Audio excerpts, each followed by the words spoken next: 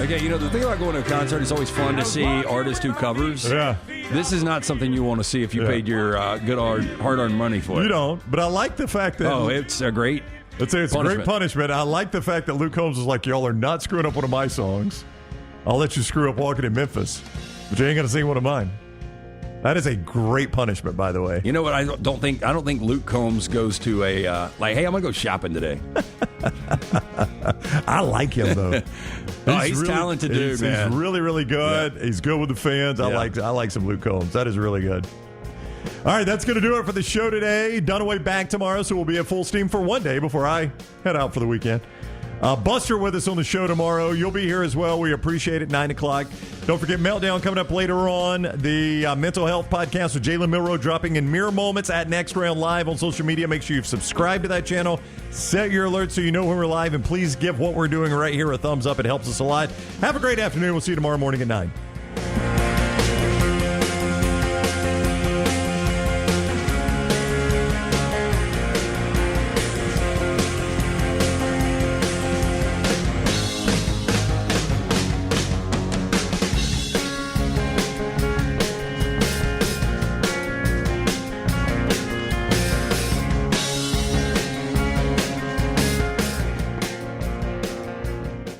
You never know what we're up to here at the Next Round. The easiest way to stay in the know with our antics and adventures is to follow the Next Round across all social media platforms at Next Round Live on Facebook, Twitter, Instagram, and TikTok. Whether it's Dunaway sleeping in the studio, Tim and Lunceford breaking down the latest movie release, or Game Day Chronicles, we are here to keep you updated on the latest sports news while, of course, having just a little bit of fun. Follow at Next Round Live across all platforms to join in.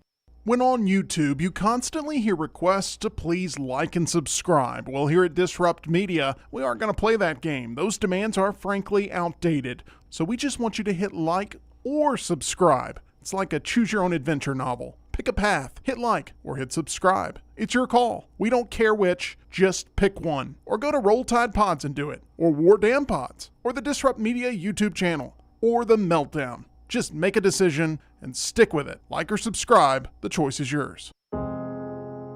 Every day, someone is ridiculed and mocked for the clothing they chose to wear. It's a harsh reality we all must face. But you have the chance to change all of that with one visit to nextround.store. For just a few minutes of browsing, you will observe so many clothing options, from hats to hoodies to t-shirts. Please, for yourself or someone you love, go to nextround.store and embrace the warmth of true attire. Follow Next Round Live on Twitter, Instagram, Facebook, and YouTube. The social media team at Next Round Live is dedicated to giving you daily news conferences and practice video from UAB, Alabama, Auburn, and around college football. Follow and compare to the sites you used to visit. You'll also get the latest highlights and news from the Next Round Daily Show. Turn on the notifications so you don't miss a thing. Next Round Live on Twitter, Instagram, Facebook, and YouTube. See more at nextroundlive.com. Every day, someone is ridiculed and mocked for the clothing they chose to wear. It's a harsh reality we all must face. But you have the chance to change all of that with one visit to nextround.store. For just a few minutes of browsing, you will observe so many clothing options, from hats to hoodies to t-shirts. Please, for yourself or someone you love, go to nextround.store and embrace the warmth of true attire. Maybe you follow us on Instagram, Facebook, X, LinkedIn, or TikTok while we're changing the game yet again. Tyler's Telegrams has been developed exclusively for you. Hi, this is the lovable boy you know as Tyler the Intern. I'm a businessman now. I will come directly to your door and tell you every time a new piece of TNR content drops. For the low, low price of $740,000, you can be notified by me, one of the biggest stars of the Next Round, about that thing you missed. Sure, the rest of those social media services are free, but so is radio, and we all know how well that's trending. Tyler's Telegrams is currently operating exclusively in Bibb County. Other social media platforms are available everywhere. Everything Next Round is on demand now in the podcast section at nextroundlive.com. Jim Dunaway, Lance Taylor, Ryan Brown, and Rockstar. Live from the Birmingham Racecourse Casino Studios, the Next Round, presented by Bud Light, is on now. Live show now on a Thursday. A big announcement day for us coming up a little bit later on. Brown, what's the time frame on that big announcement? Any hints you can throw out? Jim, that's going to be around 11:45. I think if you look at our guest list, the little T sends out, or I tweet out, or is scrolling across the bottom of the screen, there's a bit of a hint there. We gave you that hint last week, too, so same hint from last week if you missed that one. Okay, but more than just guessed what we're announcing today, Correct. So it should be a lot of fun. 1 week from tonight, LT, we're doing the kickoff party, correct? Yes, we will be at Walk-Ons for that. I've been in conversation with our friends at Bud Light, Adams Beverage, and trying to figure out exactly what our specials are going to be, what kind of merch we've got, but a lot of announcements coming up over the next week. But yes, we will be at the Stadium Trace Walk-Ons location, 5 o'clock until on Thursday the 15th. So a couple of fun things happening today and 1 week from tonight as we get closer and closer to football. But the first big weekend of the NFL exhibition season kicks off tonight. lanceslock.com for your plays there. And we're getting an opportunity tonight maybe to see Terrion Arnold a little bit on the field. I don't know if the starters will play. Yeah, we saw him breaking up a fight while you were gone, a massive brawl, which happened frequently at Giants and Lions camp, and Terrion was on the coverage of the play that led to the fight and was peacemaker in the fight itself. Yeah, we were hoping that was the game we would get on the NFL Network. They have decided on the other side to show Carolina at New England. So I've got ABC for this one. I assume that's not main ABC. I assume it was local ABC. On my NFL listing of TV broadcasts, I had NFL Network for Carolina and New England, and I had ABC Detroit Giants. Okay, that may be ABC. That may be ABC New York. I'm going to say it's local ABC. Do you need to move to New York tonight? I mean, I wouldn't think 30. We were up at 33-40 yesterday. I wouldn't think they've got any programming on tonight that would be better than Detroit, New York. Where was it you moved that one time to get a game? I moved to, I think it was New York City. Yeah, I think it was New York. Yeah, and that was for Oregon and Michigan State back when Michigan State was actually good. I mean, do you think a Michigan State Oregon game in Autzen would make that kind of noise? Yeah. That's crazy that you had to move to New York just to get that one game. Because it was on Pac-12 Network, if I remember right. It was ABC. It was ABC Regional. Yeah. Yep. I remember that. Regional? Yeah. Like in prime time, or was it a day game? 2:30. It was 2:30 kicks. So that's back when ABC used to do the regional 2:30 kicks. You remember? And I didn't know we did that in modern day football. We still do regionals. This wasn't that long ago, was it, Lance? No. Well, I mean, you say that it was 2000. It was the fall of 2013. So I learned from my good friend Lance Taylor, or maybe 12, to get a Dolphins preseason game one year. I moved to Miami. It works. Yeah, well, it worked then. I don't know if it works now. And your problem is if you get some inclement weather. I know you've got apps and different things now, but back then, DirecTV. I was getting blizzards for New York City, and I was not getting tornadoes for Alabama. Yeah, my wife was. That's what happened in my house. Is my wife's friend had done some interview for some charity or something like that, and it was going to be on 3340 or Fox 6 or something like that. And she went to watch it, and she calls me, she goes, "We're getting ABC 3 out of Miami. What is going on with DirecTV?" I was like, "Oh, yeah, we moved to Miami so we could get the Dolphins preseason game this week." And don't pay attention to that front that's moving right across West Palm right now. We're not in a hurricane window. Don't worry. So Terrion Arnold, Malik Neighbors could, if they play tonight, you never know how much the starters will play, could be one-on-one with each other. That could be fun. But you talked about the brawls, $200,000 each. Team got fined for those practice brawls. Rarely do you see it rise up to fines. Well, look, if it's not going to be, if you're having the scrimmages, a Detroit-New York scrimmage, if it's not that, you get what you get with the Seahawks yesterday. I mean, these guys are ready to play football. And that was team on team, right? That was team on team, yeah. That's when it's really bad. I mean, you're just going to get it, whether it's team on team or in these scrimmages. Well, I don't know if you've seen this yet or not. Forrester, let's go to the App State practice. There's been you guys have had a lot of videos you've been talking about here practice on the air and off the air. But I don't know the legitimacy of this, when it was, but this is floating around social media today. This is an App State practice. Offensive lineman, defensive lineman locked up. I don't know the names. He jerks it off and hits the guy in the face with a helmet. Yeah, that's bad. That's not CG, terrible. right? That really happened. No, that CGI? really happened. And, DK Metcalf did basically the same for Seattle, but the helmet that he hit, the guy actually had a helmet on. What do you think about like this Hoover situation? They're talking about filing charges with the police. I mean, anywhere else in the world that happens, that is textbook assault. Like, I don't even think you have to have the trial. They do the trial, they show the video, it's an immediate conviction. Like, the guy probably doesn't even let it go to trial. He probably pleads down just because he knows he's guilty. I mean, what do you do there? Yeah, but I would think that player would have to press charges. Like the Hoover player is going to press charges. The parents are going to press charges. That seems like a lot. Again, it was such a weird situation. I don't know what the outcome should be. Something like that. I mean, I don't know. You end up giving the guy a concussion, split his skull open. Oh, I'm sure it did damage. I mean, a helmet swung that hard. I mean, if you filed charges, that's a pretty easy. Oh, yeah. I mean, I don't want to be the other attorney. That's pretty hard video to overcome. But you really don't want to be that center that got hit in the head, because do you really want to divide your team and file charges? That's the whole thing. If I file charges, now I've got a situation. I mean, that's a tough spot to be in, isn't it? I mean, I think it's almost like you kick the guy off the team. The guy that tweeted that out is MLF or ML Football. ML Football is the guy that tweeted that out. I don't know the sourcing on that or anything, but what I hope doesn't happen is we get a Myles Garrett situation where remember where he said she said was such a fraud on Mason Rudolph. He called me a name. Yeah. I mean, look, be accountable for your actions. That seems like forever ago as well. It really does. We talked about Myles Garrett yesterday. He's still one of the 10 best. I know. I thought about that. I thought, how long ago was that, though?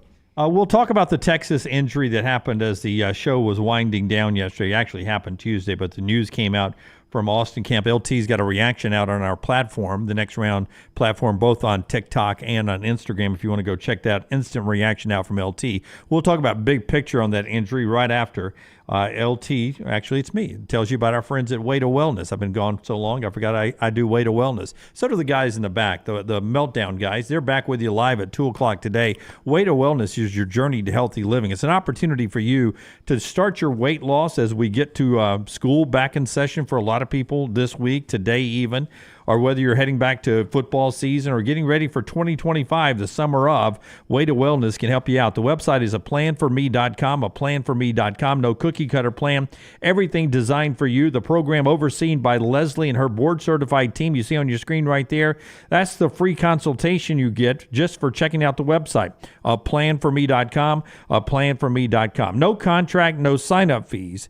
And that first consultation is free. It's Way to Wellness, your journey to healthy living. If you've been on vacation or under a rock, you know by now that Texas star running back CJ Baxter, surgically repaired LCL injury. He is out for the season. And that there are other running backs at Texas. They've recruited well. I just want your instant reaction to impact on Texas when it comes to playing in the college football playoffs and possibly winning a national championship. Well, I think it's a big deal. Texas, if you go back to the semifinals against Washington, they were gashing Washington early. And for whatever reason, Sarkisian got away from that. Washington ends up coming back and winning the game. And Jonathan Brooks was an absolute stud. And I think he is going to be, and this is a guy that ultimately went out with an injury, but I think he's going to be really, really good at the next level. But then it was CJ Baxter and Jaden Blue. And now Baxter, this is how much respect they had for him. First running back to start as a true freshman since 1995 in Ricky Williams. He was pretty good. Wow. Yeah, and so that was kind of the respect they had for C.J. Baxter. They believed he was going to be a 1,000-yard-plus guy this year. Now it falls on Jaden Blue, and I don't know how much they've got behind Blue. I knew that Baxter and Blue were going to be one of the best combination of running backs in all of college football. This is a big blow. Yeah, as a true freshman, C.J. Baxter almost, he had 659 rush yards, 5 touchdowns. That's pretty good for a freshman. And he was averaging almost 11 carries a game, so they were getting him involved. And to Lance's point with Blue, he was only getting about 4 or 5 carries a game. So clearly they were leaning on Baxter more than they were Blue. Now, like Lance said, Jonathan Brooks was their leading rusher last year, over 100 yards per game and 10 touchdowns, excuse me. So, I mean, if you look at it that way, Lance, if you look at what you lose in Brooks and Baxter, that's a lot of production that you lose right there. That C.J. Blue, or that Blue and whoever is next up behind him, they've got to fill. Yeah, Baxter and Brooks, I mean, it's basically 2,000 yards and 15 touchdowns. 15 touchdowns, 2,000 yards, and per game, 28 carries per game. That's what you lose, is guys last year that gave you 28 carries per game. That's a lot to make up for. It's not to say you can't do it. A lot of teams are having to do that. Yeah, Rockstar, if you'll get me cut one, we had a chance to talk to Quinn Ewers at SEC Media Day, so I got something from him on the play calling that is Steve Sarkisian in just a second. But when you think Sark, you don't think run game, though, and at least I don't. I think passing, right? I think unbelievably well-designed pass schemes. But just like with Kalen DeBoer, where you think passing first, both of these guys rely pretty heavily on a run game that the passing game frees up. 55% of the time, roughly 55% of the time, Texas ran the football last year. And that surprises me. I don't know about you guys. That surprises me. I think air Sark when I think of Steve Sarkisian. Here's his quarterback, Quinn Ewers, with us out at SEC Media Days talking about just the play-calling genius that is Steve Sarkisian. So tell me, Sark, when he was in Tuscaloosa, I had a chance to talk with him some. He seems like one of those beautiful mind guys that when he's looking at X's and O's that he sees these things floating in the air. Like when he's on a whiteboard, how impressive is he at drawing up plays and even during the game? I mean, yeah, that's what he does. That's why he gets paid the big bucks, right? Yeah. Y'all probably saw his contract. Oh, yeah. But no, I mean, just, he says, I mean, it's like getting a PhD in quarterback play. Being under Coach Sark, he's been a coordinator for Pete Carroll and he's been a coordinator for Nick Saban, and so he knows what it's like to lead teams, and he's seen, those two great leaders lead teams to national championships. So he knows what it's supposed to look like, and he knows what the standard's supposed to look like, and having him in the quarterback room and having him as my head coach, and he played college football and he did a great job at BYU. So he's been there, he's seen it all. And just having him in the whole quarterback's room's corner is unreal. There's nothing like it. That's why I don't panic so much, because I feel like Sark is a guy that can rearrange the chess pieces here and be okay offensive. Well, and look, and you got a top 10 recruiting class every single year, so you've got to have talent there. I mean, it's just guys that haven't played yet. But C.J. Baxter is, he is a borderline, at least potentially elite running back.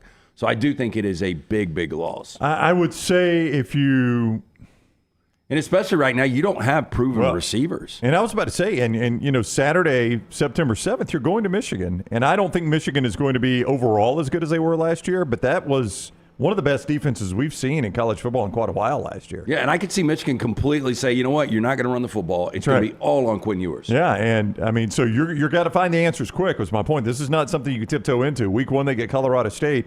You got to have the run game nailed down because Michigan, I mean, they still play Georgia. They play Oklahoma. It's not going to blow me away if Michigan's the best defense they face all year. Now, Georgia's might be. But week 2, you may be playing the best defense that's on your schedule. Yeah, at least their defensive line is going to be the best defensive line you face. Yeah, that's true. Here's something you look at. Texas, to me, the reason they were in the college football playoff last year was Sweat and Murphy on that defensive line. Those guys are gone. Now you lose your 2 top running backs and your top 4 wide receivers. Yeah, we think they're easy top 4 team. I mean, and we were in Dallas a month ago, and everybody has them playing for the SEC championship in year 1 with all that lost production. Yeah. I don't know about this. Steve Sarkisian is coming off his first 10-win season ever. This isn't Nick Saban or Kirby Smart just reloading. Yeah, this isn't. He has not earned the point where you're just like, oh, yeah, they lost 8 guys to the NFL. They're fine. Now Don't worry about Sark. He's got somebody. Yeah, That's why we did that for Saban and Smart, and we did it for a reason. I will stick by this until Texas doesn't lose 1 or 2 games or they lose their third. But I think they're 9-2 rolling into College Station to end the season. Yeah, you've said that all summer, even before this injury. Yep. You have said you think that game at College Station could cost them a spot in the playoffs. And I get the feeling you think it is going to cost them a spot in the playoffs. I mean, I think Texas is probably 1-2-point favorite. Oh, what a fun night that'll be. What are we, not next Friday, we're 2 weeks from tomorrow from our bold prediction. That's right. Our guarantee Friday. Yeah. Yeah, so we're not far from that. I saw that week 0 game. They just announced a sellout. Florida State. I have talked to a mutual friend of ours, a couple mutual friends of ours that are actually going to Ireland for that game. One of them not even a Florida State fan. The other one a Florida State graduate. going to Ireland for that game, Florida State and Georgia Tech, and it got announced as a sellout today, which surprised me a little bit. Yeah, I don't know. 40, I never know 41,000 seats. seats. I never know how Yeah. big the seats are. Right. And, apparently, the Irish fans are fired up about the event. They're really making a push for them to come out for the game day site. So it'll be, I guess, Nick's over there, right? Nick Saban will be heading over. I would assume. Yeah. Do you take your golf clubs if you're I Nick Saban? 100% would Yeah. if I'm going to Ireland. I'm over there now already. One more thing to get to in our opening segment here, being brought to you by our wonderful friends at Bud Light, easy to drink, easy to enjoy always, and our friends at Urology Center of Alabama. UCA, 35 urologists on hand, 16 locations across Alabama, treating all your urological needs from prostate health to kidney stones. They'll take care of you. Again, 16 locations across Alabama. You can find a location near you by either calling that number to make an appointment, 205-930-0920, 930-0920, or going to urologycentersalabama.com. So important to stay on top of your health as you age a little bit, guys, from the 20s to 30s and so forth. Stay on top of it with Urology Centers of Alabama, urologycentersalabama.com. So we got NFL exhibition tonight. We've got a little action happening in college football on the practice field. EG will join us coming up from Auburn at 11 o'clock, starting our final hour, 11 Central. So Emily Grace from Auburn camp today. She'll be with us as camp continues on. The one other thing I wanted to get to in this opening segment, the Olympics, I think there are 4 days left before the closing ceremonies. Maybe the most interesting men's basketball game to date today. USA and Serbia. We saw them in the group play. The Americans handled them pretty easily.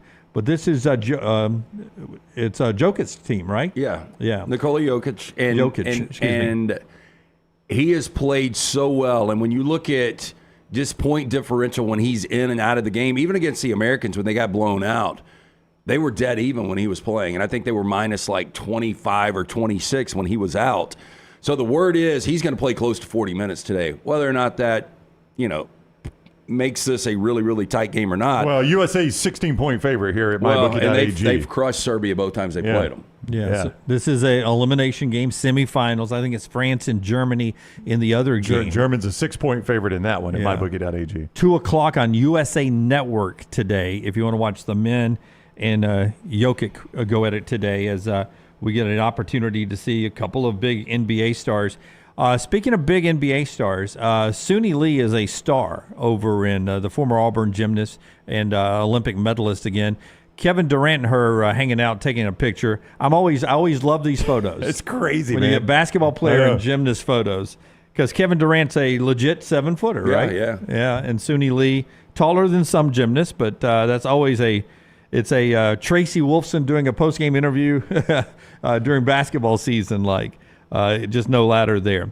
But Suni Lee, not just with Kevin Durant, Tom Brady and his daughter Vivian made a point to chase down Suni Lee over there and make it onto Tom Brady's Instagram as well. Pretty cool there, Brady and his daughter Vivian. Now, Vivian wanted to meet Suni Lee. There could be some stairs or something involved, but boy, he's a lot taller than she is too. I didn't know Suni Lee was that small. I know gymnasts are small. I know she was that small. Yeah, that's probably a little, you're right, the stadium stairs. Step down a I little think bit. there's Yeah, either that or Vivian is pretty small too. Tom's daughter's shooting up as well. So the Olympics are continuing on. Really cool deal yesterday. If you watch the 400 meter in Quincy Hall, chase that down. They say, as I was looking at the recap of yesterday's Olympics, that is the most grueling of the Olympic events, the 400 meter sprint, because your body can handle the 100 meter, the 200 meter, but the 400 meter, it's not one of those that is long enough to where you sort of run half speed or 3/4 speed and then kick it in. That you have to go basically like you do the 100 meter for 400 meters. It's a dead sprint for 400 meters. And the American came from behind, 4th place, 5th place, to win it in the final few seconds. They say that is a grueling race. Well, as Leaf Blower says, now do the 400 meters hurdles. Oh, yeah. Can you So now imagine you got to run that fast to jump hurdles. I mean, how long do you think it would take you to do the 400 meters? I think my heart would explode, Lance. that's I'm what I like, was gonna say. I don't get to the finish line. Yeah, I don't know if I could pump it out for 400 meters. I mean, you'd have to cruise a little bit. Yeah. So it's a full lap. That is one full lap, all-out speed is pretty much what they do, right? That's it. That is a 400 meter. What was the time? Do you have the time? I did not have the time. Okay, let me see. I wonder what the world record 400 meter time is. This was the fourth fastest 400 meter. I do know that. Your world record 400 meter time is 43 seconds, I believe. That is insane. Can you think about running a full track in 43 seconds? Yeah, that's basically because a kick return. Kick return takes 10, 12 seconds probably? Yeah, like the kick six, I probably took about 11, 12 seconds. Yeah, depending on how much they have the to weave zigs or and whatever. the zags. Yeah. Man, that is insanity. 43 seconds? I mean, it's basically just matching your 100 4 times over. Yeah. No, thank you. I have zero interest in doing that. Again, my heart would explode. Y'all would you'd drag me off, and they'd keep the Olympics going, wouldn't they? Yeah. They wouldn't stop it for me, I don't think. I don't think they'd stop it for anybody. They would. Thank you guys in the mybookie.ag chat room. The first 100 messages are through in the opening segment. We always love that as we get going. Joseph, could Dunaway do a 400-meter sub 1 minute? 400 meter sub 1 minute. Sub 1 minute? I don't think I could. No, you couldn't. I could not. I Could know. No. Yeah. Well, even I'm saying no. He says sub 1 minute. No, because the world record's 43 seconds. Yeah, I don't think any of us could do a sub 1 minute. Gosh, no. I don't think we could relay it and get it sub 1 minute. Like, you've only got to run 100 meters. Like me, you, Rockstar, and Lance are out there, and we get to relay it. No, because if I took it from there's no way, right? No. If I took it from goal line to goal line now. No, I probably could beat 20 seconds, maybe, but that would be the hurdle I'd be trying. I'd try to break a 20-second 100-yard dash. I'm just telling you, we could not do a 4x4 relay and do it in 43 seconds, or a minute. We couldn't even do a minute. Nope, I don't think so. Not even a 4x4 relay. I did see. I don't know if it was. Did we discuss it on the show before I left? Maybe y'all discussed it when I was gone, or I saw it on one of my TikToks or something. They set up their fantasy football draft by 40 times.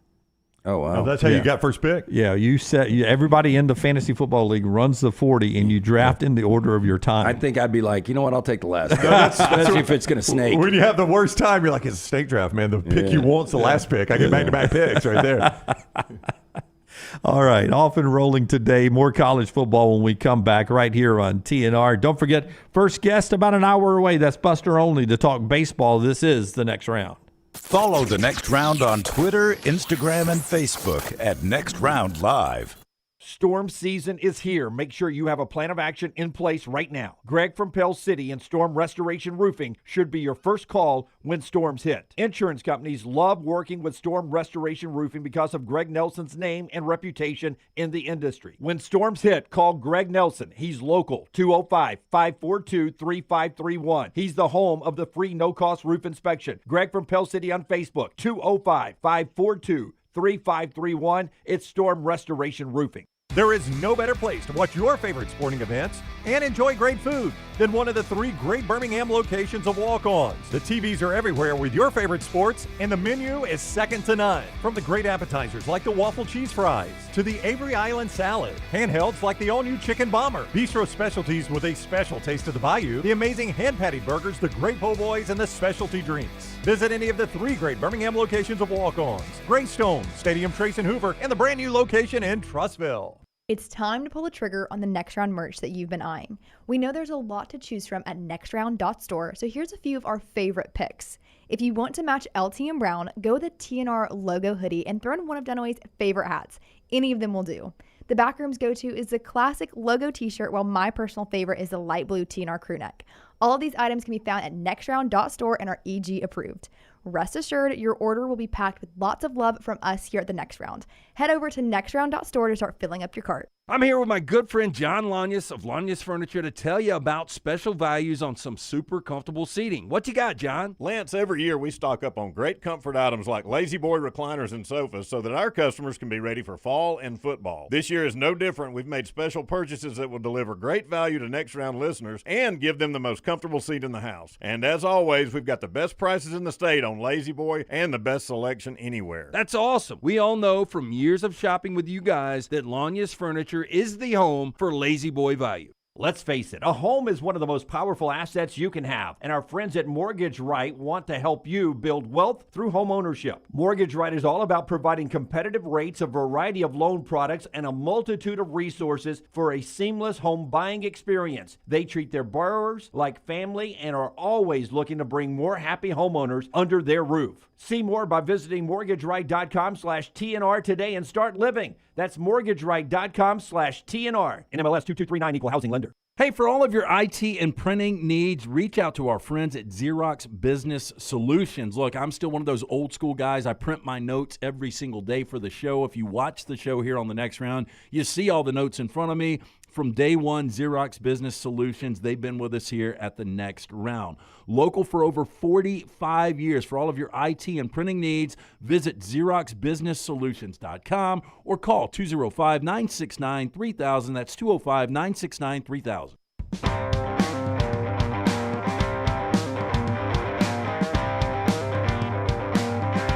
Rockstar's got our 4 downs today, coming up a little bit later on. Also, Forster's White Sox at it again. They started a new losing streak last night. It is now standing at 1 after going 21. I didn't know this. Forster will remember this, but, we have so many playoff teams now. I forgot your team, Forster, made the playoffs just in 2021. So from 2021, 90-plus wins to what you guys are now, it's an amazing fall. I would agree, Jim. Yeah, in 2021, though, the Orioles lost 100-plus. And now they're about to be in the playoffs. So you can do it. You apparently turn it around quick. It's funny, Either Scott. way. We met with a client last night, and somehow the White Sox came up. And he was telling us that he has been fading the White Sox, and he's up over 15,000 this year. Are you serious? Yeah. That's a pretty solid play this year. And I forgot you guys played day game yesterday against the A's, and I said, "Are you going to play A's tonight?" And he was like, "Already did. Game's over." Yeah. Already Game's won. over. Another winner. winner. It was first pitch. Already won. Hey, you know what I learned this morning about your White Sox, Scott? The manager's name? No, that y'all actually had a manager. I did learn his name, but y'all actually had one. I didn't know you were trying. He's done now, though. I mean, I love that they fire him like it's his fault. Yeah, to me at that point, it ain't his fault. I mean, he's got no roster. To me, it's not completely not his fault either, though. Yeah. Okay. To me, at that point, you got to let this guy wear the whole season. I'd hate to be the guy. Why are you firing him now? I'd hate to be promoted up. Other than the paycheck, to be promoted up to. And he can be part of history. He can end up managing the worst team in baseball history. This could be a Dabo Swinney situation. Maybe the third base coach comes in, changes the culture. They win 20 games down the stretch here, and he gets the job. Now, are they getting transfer portal? You got 25 new guys coming in? I was going to say, have you seen this roster? I have not, Scott. Just bring up the Barons at that point, right? Woodhouse Day Spa bringing you part of the show, and we'll jump back into college football. The gift of luxury from Birmingham's best day spa, the Woodhouse Day Spa, located right there at the Summit Shopping Center's beautiful location. Stop in, see Stuart and the great staff. Tell them the Next Round sent you. Choose from a menu of over 70 options, including massages, body treatment, skincare, waxing, nail services. Woodhouse Day Spa, voted America's best day spa since 2009. You can order that special person gift online 24/7. Go to birmingham.woodhousespas.com. That's birmingham.woodhousespas.com. Okay, significant gift is the poster on Reddit in the college football section that came up with this idea. He's a big Marvel comic fan, Lunceford. So if you had any of your Marvel comic superpowers and could change the outcome of 2 college football games this year, how many SEC teams could you get into the playoffs if you could if you were a fan of a certain team, could you manipulate just 2 games with your Marvel superpower and get them into the playoffs? So, if you could manipulate with a superpower and guarantee a team 2 wins on their schedule. I mean, obviously Georgia's going to make it without superpowers, right? Texas should be in there without superpowers. Not according to Lance. Lance thinks they might need the help. I'm confused. So they've got to have superpowers to win another. No. So I just changed the outcome of 2 games. I've got a superpower, and I can change the outcome of 2 games. But only 2 games. Everything else plays out as it is. And what am I trying to do with those 2 games, though? You're going to turn them into wins. They're guaranteed wins. They're guaranteed wins because you're a superhero at this point. Texas, maybe they need them now, according to you. I put them in they're already in the playoffs, wouldn't need them. Alabama. I mean, the schedule's tough enough. Yeah, but I can guarantee a playoff spot. I went through. I just did something this morning on teams that will be favored in 10-plus games. Oh, so you had win at lanceslog.com. That'll go out later today. But he didn't hear that number the other day. You gave me that number. So Have you adjusted it now? Just one or two. Okay. So there are 67 teams in the Power Four. Okay. And then if we add Notre Dame, there's 68 teams. How many of those 68 do you think can be favored in 10-plus games? And I went by what I think, at least on paper. Now, injuries, teams can just bottom out. Other teams can come up out of nowhere, like a West Virginia last year. So basically 10-win teams. How many 10-win teams do you think are in the Power Four? But I think if Vegas went through and put all the numbers of all 12 games and all 68 teams right now, how many would be favored in 10? I put 6. I said 10. It's 20. Can you believe it's 20? Teams Yeah. And Lance favored in 10-plus games. And what Lance walked through it, and when I looked, I'm like, I think you're probably right about this. Win at lanceslog.com. Like, subscribe, check it out. But, yeah, I went through the whole thing, 22 minutes, and it's legit. But one of the teams that I was bullish on was Alabama, because I don't know what the number was from the 2009 SEC championship game to that Georgia game where they were favored in 70-something straight games. And then after that, another 70 straight games. But if you look at the schedule this year, they're going to be dogs at home against Georgia. Right. There is a chance if Tennessee's defense on the back end can at least be decent, they'll be a dog in Knoxville. They could be a dog at LSU, and they could be a dog at Oklahoma. They could be a dog in 4 games. Now, I think because of the brand, they'll find a way to be favored in 10 of the 12 games, but I'm not going to be surprised if they are a dog in 3 or 4 games. So Alabama would need the superpower. Ole Miss, they're favored in 10? Oh, yeah. They're one of your 10? Yep. So they would be okay. They would be a playoff team if you had the superpower. Missouri, are they favored in 10? Missouri could be favored in 11. I think the one game they wouldn't be favored is against Alabama. At Alabama. Yeah. So, I mean, there's a long list of SEC schools I could do this for. Yeah. LSU, favored in 10? Yeah. Yep. I think I've got 7 or 8. A&M was borderline. Yeah, we're going to have to expand the playoffs if you're going to let me do this, because I could put a lot of SEC teams in. Well, Oklahoma, favored I in did 10? this. No way. No. Maybe 6, maybe 5. But the point I did, like, if I'm a fan of one of these schools and going into the season, now that we've expanded to 12, especially if you're like Missouri, if you're Penn State, if you're Ole Miss, teams that haven't been able to get there, if I look at it going into the season and I feel like I'm favored in 10 games, I feel like I should be in the college football playoff. Now, not every team can get there. 20 teams can't get there. No. And you've got a Group 5 that's going to be there. But with all that said, if you win the games you're supposed to, you should be there. No, I agree. I mean, somebody, I forget who it was. I saw somebody discussing it was 9 wins and you're in the playoff discussion. I was like, yeah, but 10's going to be it may have been my dad. When I was visiting my dad, he's like, 9-3, Alabama will get in. And I'm like, no. Well, it's going to take maybe with chaos. I said, 10 is the number. 10 you're in, 9 you're out. And I feel like that's going to be the line. Maybe I'll be wrong in the very first year of this, but I feel like you were saying, if you're favored in 10 and you win the games you're favored in, that gets you in that's the playoff line for me. Then you're in the mix. How many 10-win teams do you have? I forgot what team it was we went through, though, and if they were to go 10-2 and 2 of their losses were the obvious ones, they wouldn't get in. Well, Notre Dame is this one that doesn't have a conference affiliation, and their schedule is I think Penn State, too. Oh, I remember who it was. Lance, was it Iowa? It could have been. I was going to be favored in 11 games, by the way. Penn State, they've got at USC, at Wisconsin, and against Ohio State. Let's say they lose to Ohio State, they split USC, Wisconsin. I don't think they get in. But what other Big Ten teams are getting in? But that was the point. There will be 3 Big Ten teams in regardless. And everybody says 10-2 is going to get you in. But I think we did this with Iowa. Let's make Iowa 10-2. Let's just say they lose to their 2 best teams. That's at Ohio State, and I don't know who their other best team is. They play Washington at home, Wisconsin at home, Nebraska at home. They've got Nebraska late, yeah. You want to make it Nebraska? You want to make it Wisconsin? It doesn't matter. Okay. So here are their wins. So you tell me this 10-2 team is, I know they're in the Big Ten, but I'm going to assume with these 2 losses, they're not playing for the Big Ten championship. Their wins are going to be Illinois State, Iowa State, Troy, Minnesota, Washington, Michigan State, Northwestern, UCLA, Maryland, and Nebraska. Not a top 25 team on there. Maybe Nebraska. Maybe. I mean, they might snag one top 25 win all year long. But you guys that's know a hard case to make. there will be a certain number of Big Ten teams in here, right? But how do I get that one in? That 3 is going to be the minimum Big Ten teams in there. So where do they finish? I mean, you can try to convince me of that because of the Big Ten and the SEC, the stick they swing. But if you've got 10-2 with no quality wins, I don't know how you allow a team like that in. But there's a good chance at that point though that there are enough 10-2 teams in the Big Ten that 10-2 Iowa's left out, but maybe not. But you know good and well is a 10-2 Iowa is also probably going to have like a 13-9 win over Troy. And a 12-6 win over Northwestern. It's going to be a yucky 10-2. Yeah, so let me ask you this. So Penn State loses the only 2 quality games on their schedule. Iowa does too. And you've got the Big 12. You've got a Kansas State. You've got a Kansas, a Utah, maybe an Oklahoma State with all 10-2. I'm with you. And they've beat 3 or 4 top 25 teams.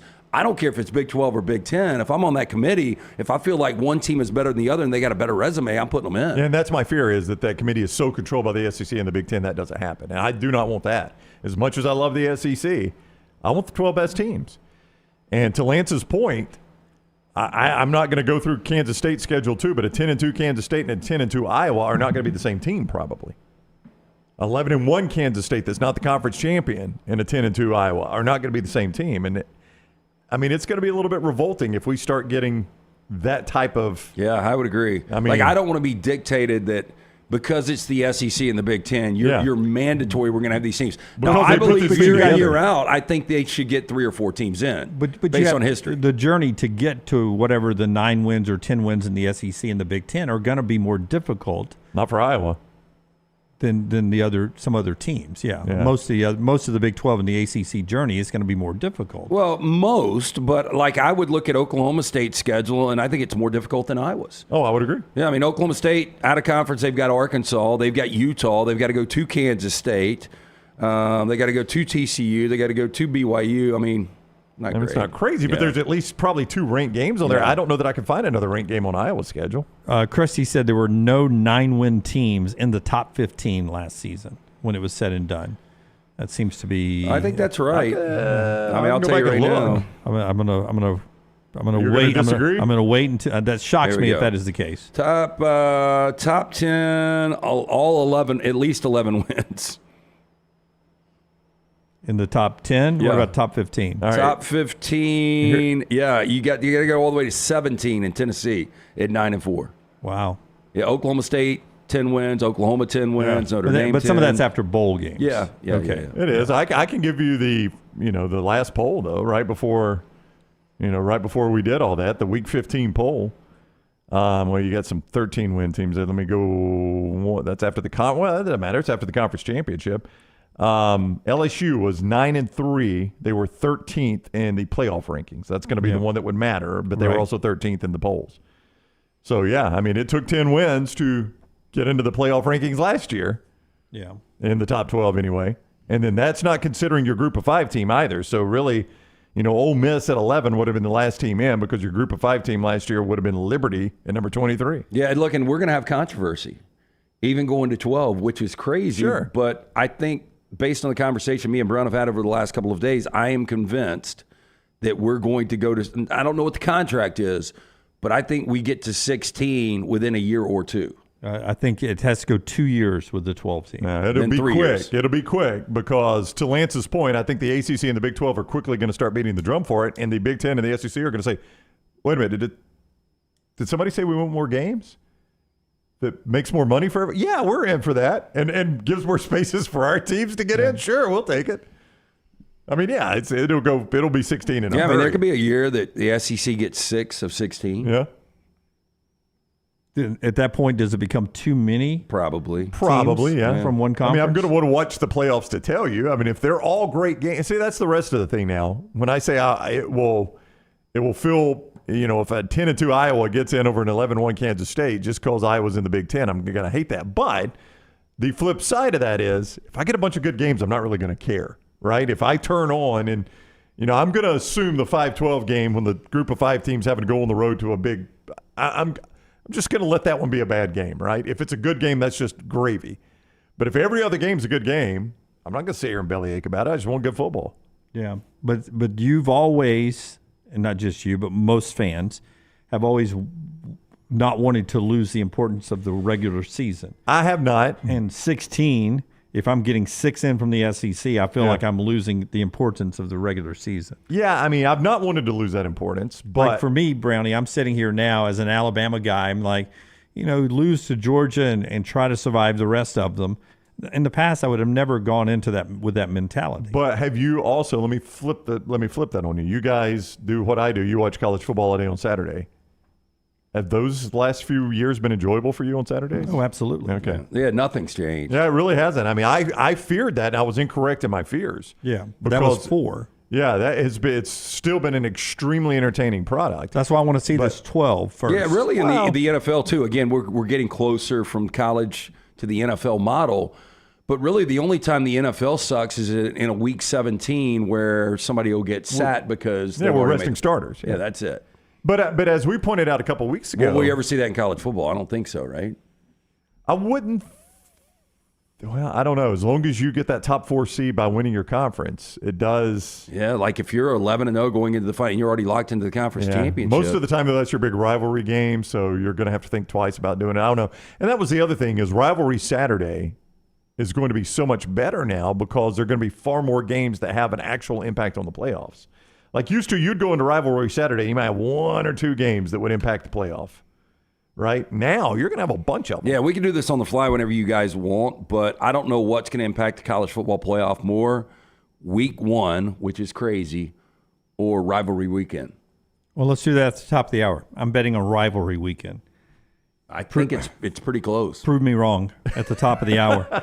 Show being brought to you by our friends at HydroLive. Tell us about HydroLive, and then I'll tell you what's coming up in the next segment. HydroLive is open daily, 9 a.m. to 6 p.m. They're going to be up here. I'm trying to get them next Thursday or Friday, before our kickoff party or after, but more than likely the nurses from HydroLive will be up here. That's another thing. They make house calls.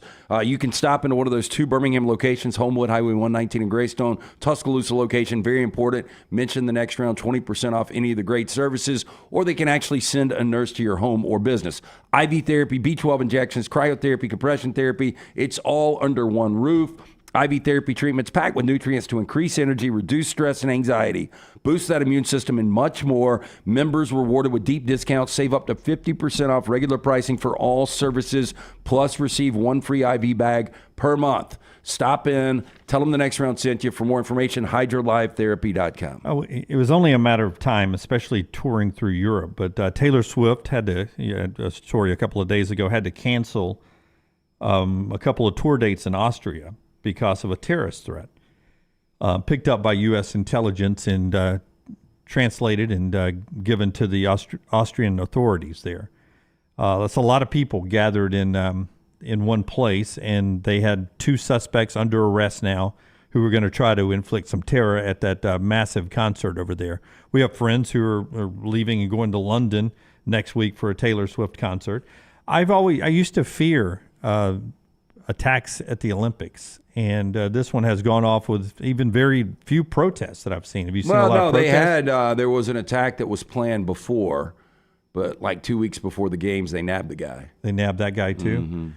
Yeah, so that's always been a fear when we gather in these. I didn't even know this was going on. I was supposed to go to a concert Sunday, and that got brought up to me last night. You sure you want to go to that concert? Are there concerns for that one? I don't think so. It's in a massive city, and it's a massive band. So that is correct on both counts. Yeah, I don't know. All right, we'll talk about Aerosmith. We got brought up at the end of the show. End of the show. We've got a mystery 5th hour on that coming up very soon on our platforms. When we come back to Rockstar's 4 Down, stay with us. This is TNR. Follow LT on Twitter at @thelancetaylor. This hour of The Next Round is presented by the Birmingham Racecourse Casino, now featuring 7 days of giveaways with your chance to win a share of up to $125,000. The more you visit the Birmingham Racecourse Casino, the more chances you have to win. Hey, Lance Taylor from the Next Round to tell you about one of our favorite places for breakfast, lunch, and dinner. That is Hamburger Heaven since 1982. Hamburger Heaven has been serving Birmingham's best hamburgers, cheeseburgers, French fries, hand-spun milkshakes, and sandwiches made fresh to order. All of their ingredients are fresh and prepared daily. This includes their beef, always fresh, never frozen, hand-pattied each and every day. For breakfast, lunch, or dinner, visit any of the 4 locations, Highway 280, Irondale, Gardendale, and Homewood. Bryant Bank, member FDIC, equal housing lender. Hey, you. School's coming back. Time to gear up. And at New Balance Birmingham, we know what's up. Before hitting the books, check out the looks. Come together at New Balance Birmingham on Highway 280, right next to Chick-fil-A. New Balance Birmingham, we got now. Just because you've quit going to the gym, it doesn't mean that you have to quit gym altogether. Dunaway, that is. With our Next Round podcasts open 24/7, 365, you can access gym anytime you'd like. While you may have done away with your treadmill routine, our version of Dunaway is standing by ready to get you back to your absolute best. Find all that lovely Jimmy D-led content on Spotify, Apple Podcasts, Google Podcasts, and in the podcast section of nextroundlive.com. This message is sponsored by Jimmy Crypto Inc. and Jimmy Crypto for President. Hey, Lance Taylor from the Next Round to tell you about my friends at Michelson Laser Vision, located conveniently UAB Highlands. Almost 20 years ago, I went in for the procedure. Only took 12 minutes for both eyes. When I went in, I had 2200 vision. I was legally blind. Now I have 20/15 vision, still 19 years later. Make the call today. Schedule a hassle-free consultation. 969-8100. Dr. Mark Michelson, Dr. Jen Michelson, Michelson Laser Vision. Make sure you tell them the Next Round sent you. 969-8100 or MichelsonLaserVision.com. The World Wide Web is a large place. Find all your favorite people and content in the same spot. NextRoundLive.com is full of wonderful tidbits about the show you know and love. Find our gear, listen to your favorite personalities, follow our socials, and enjoy your trip to NextRoundLive.com.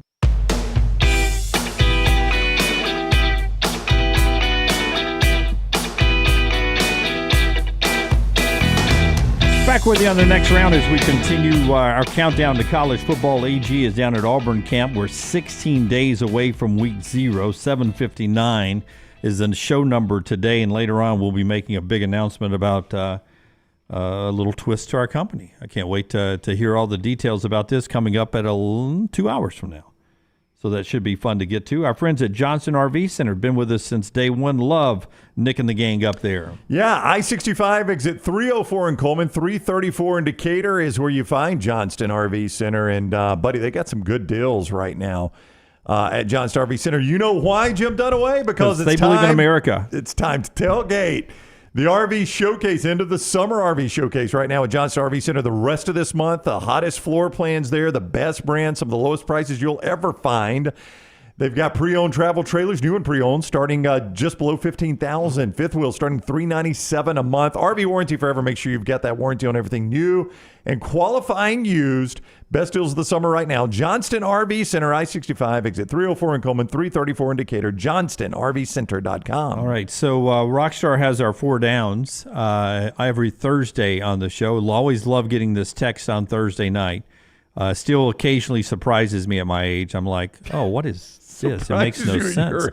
And I'm like, oh, okay, it's the 4 downs on Thursday. And it's brought to you by our friends at Slice with great locations all over the city of Birmingham, LT. Yeah, 5 great locations. The original Lakeview, Vestavia, Montevallo, Crestline Park, the newest location in Edgewood, created by the late Jeff Bajaya. His brothers, Jason and Chris, continue to celebrate his legacy. Stop in, get a slice and a salad today. Pick up a couple of pies on your way home. For more information, slicebirmingham.com. First down.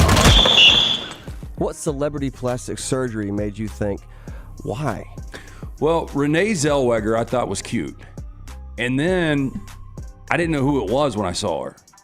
Oh. And it literally made no sense. Like, you go from a cute girl that's getting really good roles to unrecognizable. I don't know. I guess I should have told you this one before where you could do a side-by-side. I was thinking Meg Ryan. I mean, she just went to a puffer fish. That's right. She was doing the lip injections. I right? don't understand Tara Reid. For me, that's a great call, Smoke. That's where I was going to go. I loved her in American Pie. Mickey Rourke. And I don't think I knew about her. Well, The Big Lebowski was probably her coup de grace, is Bunny Lebowski. But I agree, American Pie. But I think a lot of that was youth and then just partying so hard and smoking cigarettes. And I think there was some bad plastic surgery in there, but I think that was more living rough for Tara Reid. Okay. That's the way it looked to me. I mean, there was some bad plastic surgery. I guess so, yeah. I mean, you wouldn't think at that level, like, well, You talking Hollywood Tara plastic Reid? surgeons, huh? She had like a tummy tuck kind of thing, and like it was really saggy Yeah. skin on her stomach. Yeah, it just like, didn't- it and didn't she was always hold or wearing a something, bikini, yeah. and she had a bad boob job. Yeah. Yeah. But you would think Hollywood, I mean, you get the best plastic surgery in the world. I don't understand the lips. I don't understand what we're doing with our lips. Not me specifically. Like, I think, LT, you've always been complimented about your natural lips. Am I right about this? Oh, okay. I mean, by both girls and guys. Yeah. Wow. I mean, I've got big lips. Yeah, but I've got big lips. But really I think, big lips. But I think people, especially females, oh yeah, they want they big chase lips. those lips. Yeah. When you've got females that will have like one really small lip or both small lips, and they do the lip injections. And people get addicted to Botox and the lip injections for whatever reason, and they get bigger and bigger and bigger. It becomes cartoon-esque. Yeah. And that really is a really bad look. Bad look. I think, mine's Ellen Page and Joan Rivers. Ellen Page is not a... It's Elliot now. It's Elliot. Y'all got the Yeah, joke. yeah. Joan Rivers, was it the joke that Joan Rivers now has to go to the dentist to get her pap smear? Oh, wow. Oh, my. I think that was the joke. Wow. Blue. It's a medical procedure, Rockstar. Second down. What seemingly normal thing do you not like doing in public? Well, this is, I guess, public. Like in public, I don't mind, but like weddings, I don't like to eat. Really? It's very specific. Yeah, I don't know why. Well, or parties. I don't really like going to somebody's party and having a plate of food and having a conversation. I don't like doing it at weddings because you're catching up with people all the time. Yeah. I try to eat before or after. And I agree, especially if I've got to hold the plate. Anything I've got to hold the plate and I can't sit down, can't stand it. That is bad, but you know what the worst part about that is? In those situations, they almost always give you that little cocktail napkin as your only napkin. That's not enough napkin for me. Like, I want to have a bigger napkin than just a little cocktail napkin. I feel like I go through that too quick. So that's the bad part about standing up and eating. And I don't even like it if you've got the stand-up table. Like, sometimes I get it. We can't all sit down. But even then, I'm not comfortable eating. When I eat a meal, I want to sit down. I want to have a knife and a fork if I need it. I want to be with people I'm comfortable with. That's right, yeah. I don't want to be rushed. I don't even, sometimes I'll go to lunch with a new client and, I can make conversation with a lot of people, but it's just kind of weird eating in front of somebody and the pacing. Like, I went to lunch with somebody a couple of weeks ago, and I felt like I was asking them so many questions they never ate until then I was done, and they still had food to eat. I don't know. I like eating with people I'm comfortable with. Yeah, you do a lot of business lunches and dinners. It's but a lot of these people, that's gonna be tough. A couple of guys I met last night. I mean, totally comfortable around them, but when it's new clients, a little different. This is technically not public. Both of these have now been mentioned in the mybookie.ag chat room. I wasn't going to bring one up, but he's right. It's technically not public, but there's one part of the bathroom I'm okay doing out in public. There's the other part that I do not play road games. Now, that's technically not in public because you go, but you see what I'm saying, right? I've literally flushed that idea over the last few years. I know. Do it, Lance. I think I went through all of school without doing it. Yep. I think I went through. That's all it takes. Yep. The first half career at Jocks, I did it, and then I started to go down to the bathroom with all the roaches on the very bottom floor. I mean, I've had to play a road game here, but by and large, I just do not play road games. I usually don't either, but recently I was going to speak to a group in Huntsville and drove 6.7 miles past my exit to try out Buc-ee's for the first time ever. Clean restrooms. I finally did something for Buc-ee's. Inside Buc-ee's for the first time ever. What I love to do is find a somewhat nice hotel. It can even be a Hampton Inn. Yeah. The problem with the Hampton Inn is their bathroom is located right by the receptionist or the desk clerk. So you go in there, they know exactly what you're doing. Yeah. You gave me that idea. You gave me that heads up, though. I'd never heard it until Lance was like, if you're ever on the road and you need a good, clean bathroom, hotels are the best idea. It's the best. Like, if I'm downtown, I still go to my old Stoping on the Redmont. They've got an underground hotel or a bathroom. Nobody's in there.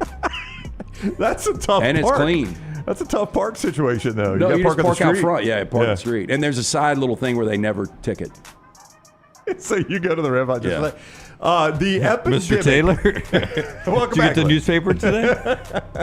The epidemic of people doing public conversations on their speakerphone has absolutely got to stop. I just don't get it. Oh, there's people doing FaceTime in Target. Yeah, just talking to a friend. So loud. while shopping. It is so much louder than you think it is. I know you don't care. You don't care how loud it is. But I have actually, like, I will walk up next to somebody and I'll start a really loud conversation. Like, I'll yell, hey, can you guys help me over here? Like when they're on the, because you know how loud that is when somebody's on the speakerphone, somebody's yelling in the background. Yes. I don't know why I do that. Yeah, it bothers me too. The grocery it's store, terrible. When they've got the earpiece in, is Third down. It bothers me the most. What, when they got the they're talking to somebody. Well, at least I only hear one. So chicken, we're getting the chicken, and I'm like, are you talking to me? And no, how do you know I'm getting the chicken? Are you still in touch with your closest friend from when you were 13? Yeah, so my buddy Drew, that you guys know well, we didn't really become friends until I was 14 or 15. But when I was 13, Sly Dog, who's coming to town this weekend. All right, Sly Dog's in town. The Flint. What I are we told doing? You never know. Sly Dog's in town. Yeah, so Michael Flint, Sly Dog, and then Bret Hart and Chief, both those guys. Oh, you see them all the time. All the time, yeah.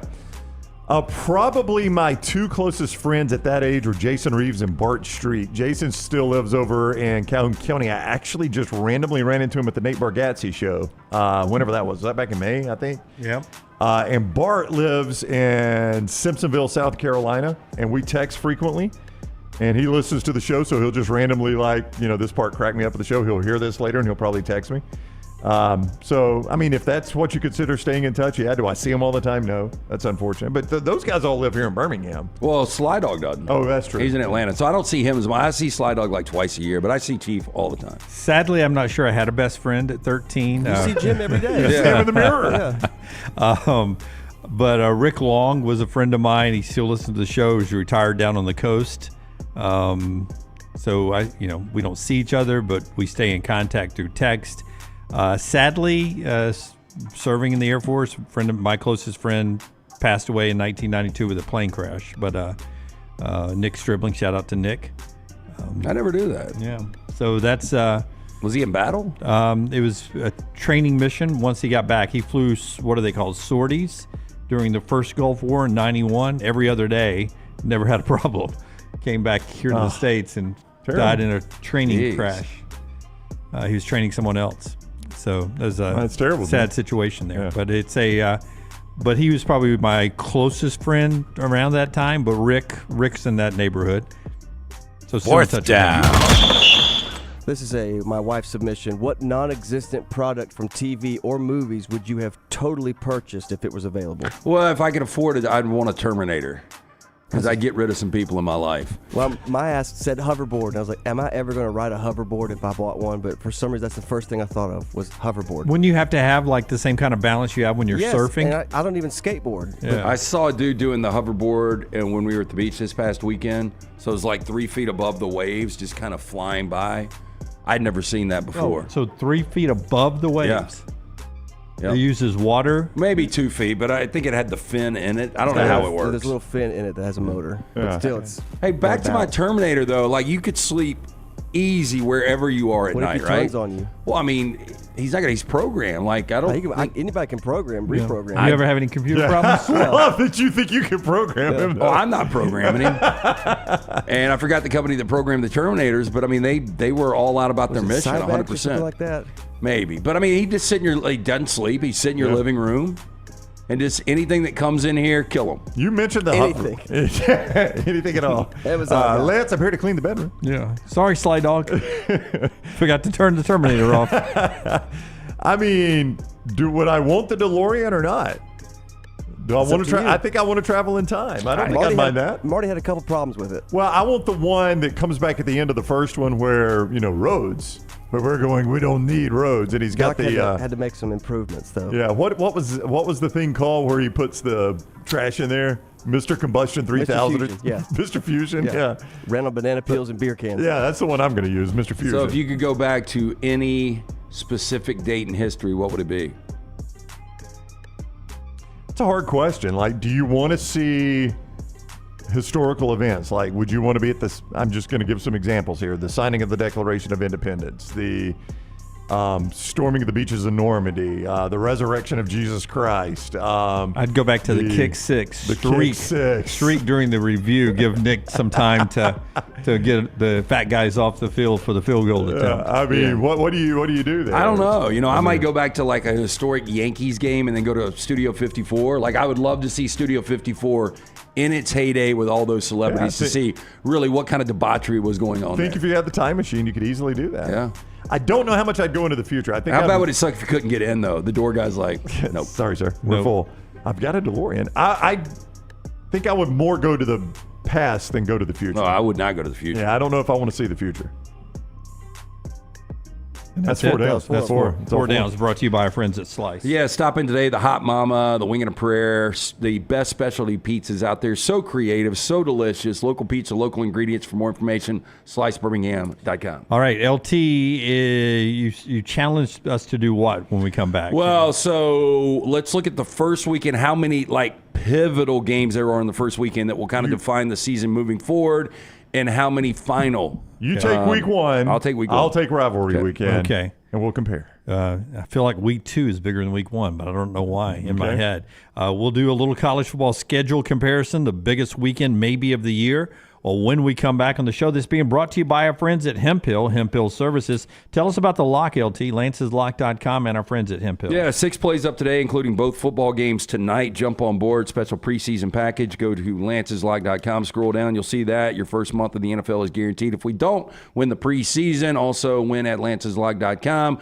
But Hemp Hill Services, trusted name, Birmingham's trust since 1954 for all of your plumbing, cooling, and heating needs. 205-229-2090. Whether you experience any of those issues in your home or business, they are ready to serve you. Call Adam, Chad, Andrew. Tell them the next round sent you. For more information, hemphillservices.com. Follow Brownie on Twitter and Instagram at ryanbrownlive. There is no better place to watch your favorite sporting events and enjoy great food than one of the 3 great Birmingham locations of Walk-Ons. The TVs are everywhere with your favorite sports, and the menu is second to none. From the great appetizers like the waffle cheese fries to the Avery Island salad, handhelds like the all-new chicken bomber, bistro specialties with a special taste of the bayou, the amazing hand-patty burgers, the great po' boys, and the specialty drinks. Visit any of the 3 great Birmingham locations of Walk-Ons: Greystone, Stadium Trace and Hoover, and the brand new location in Trussville.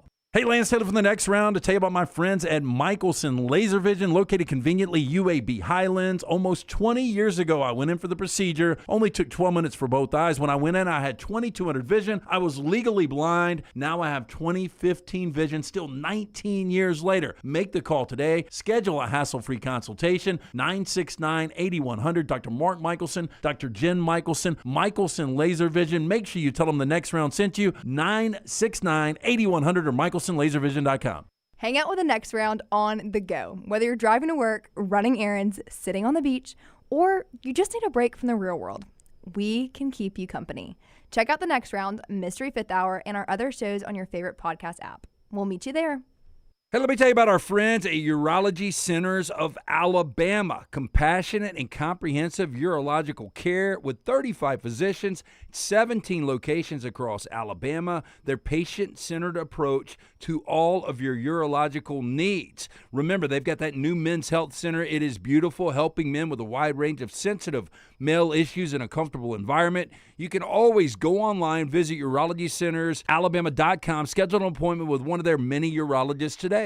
You never know what we're up to here at the Next Round. The easiest way to stay in the know with our antics and adventures is to follow the Next Round across all social media platforms at Next Round Live on Facebook, Twitter, Instagram, and TikTok.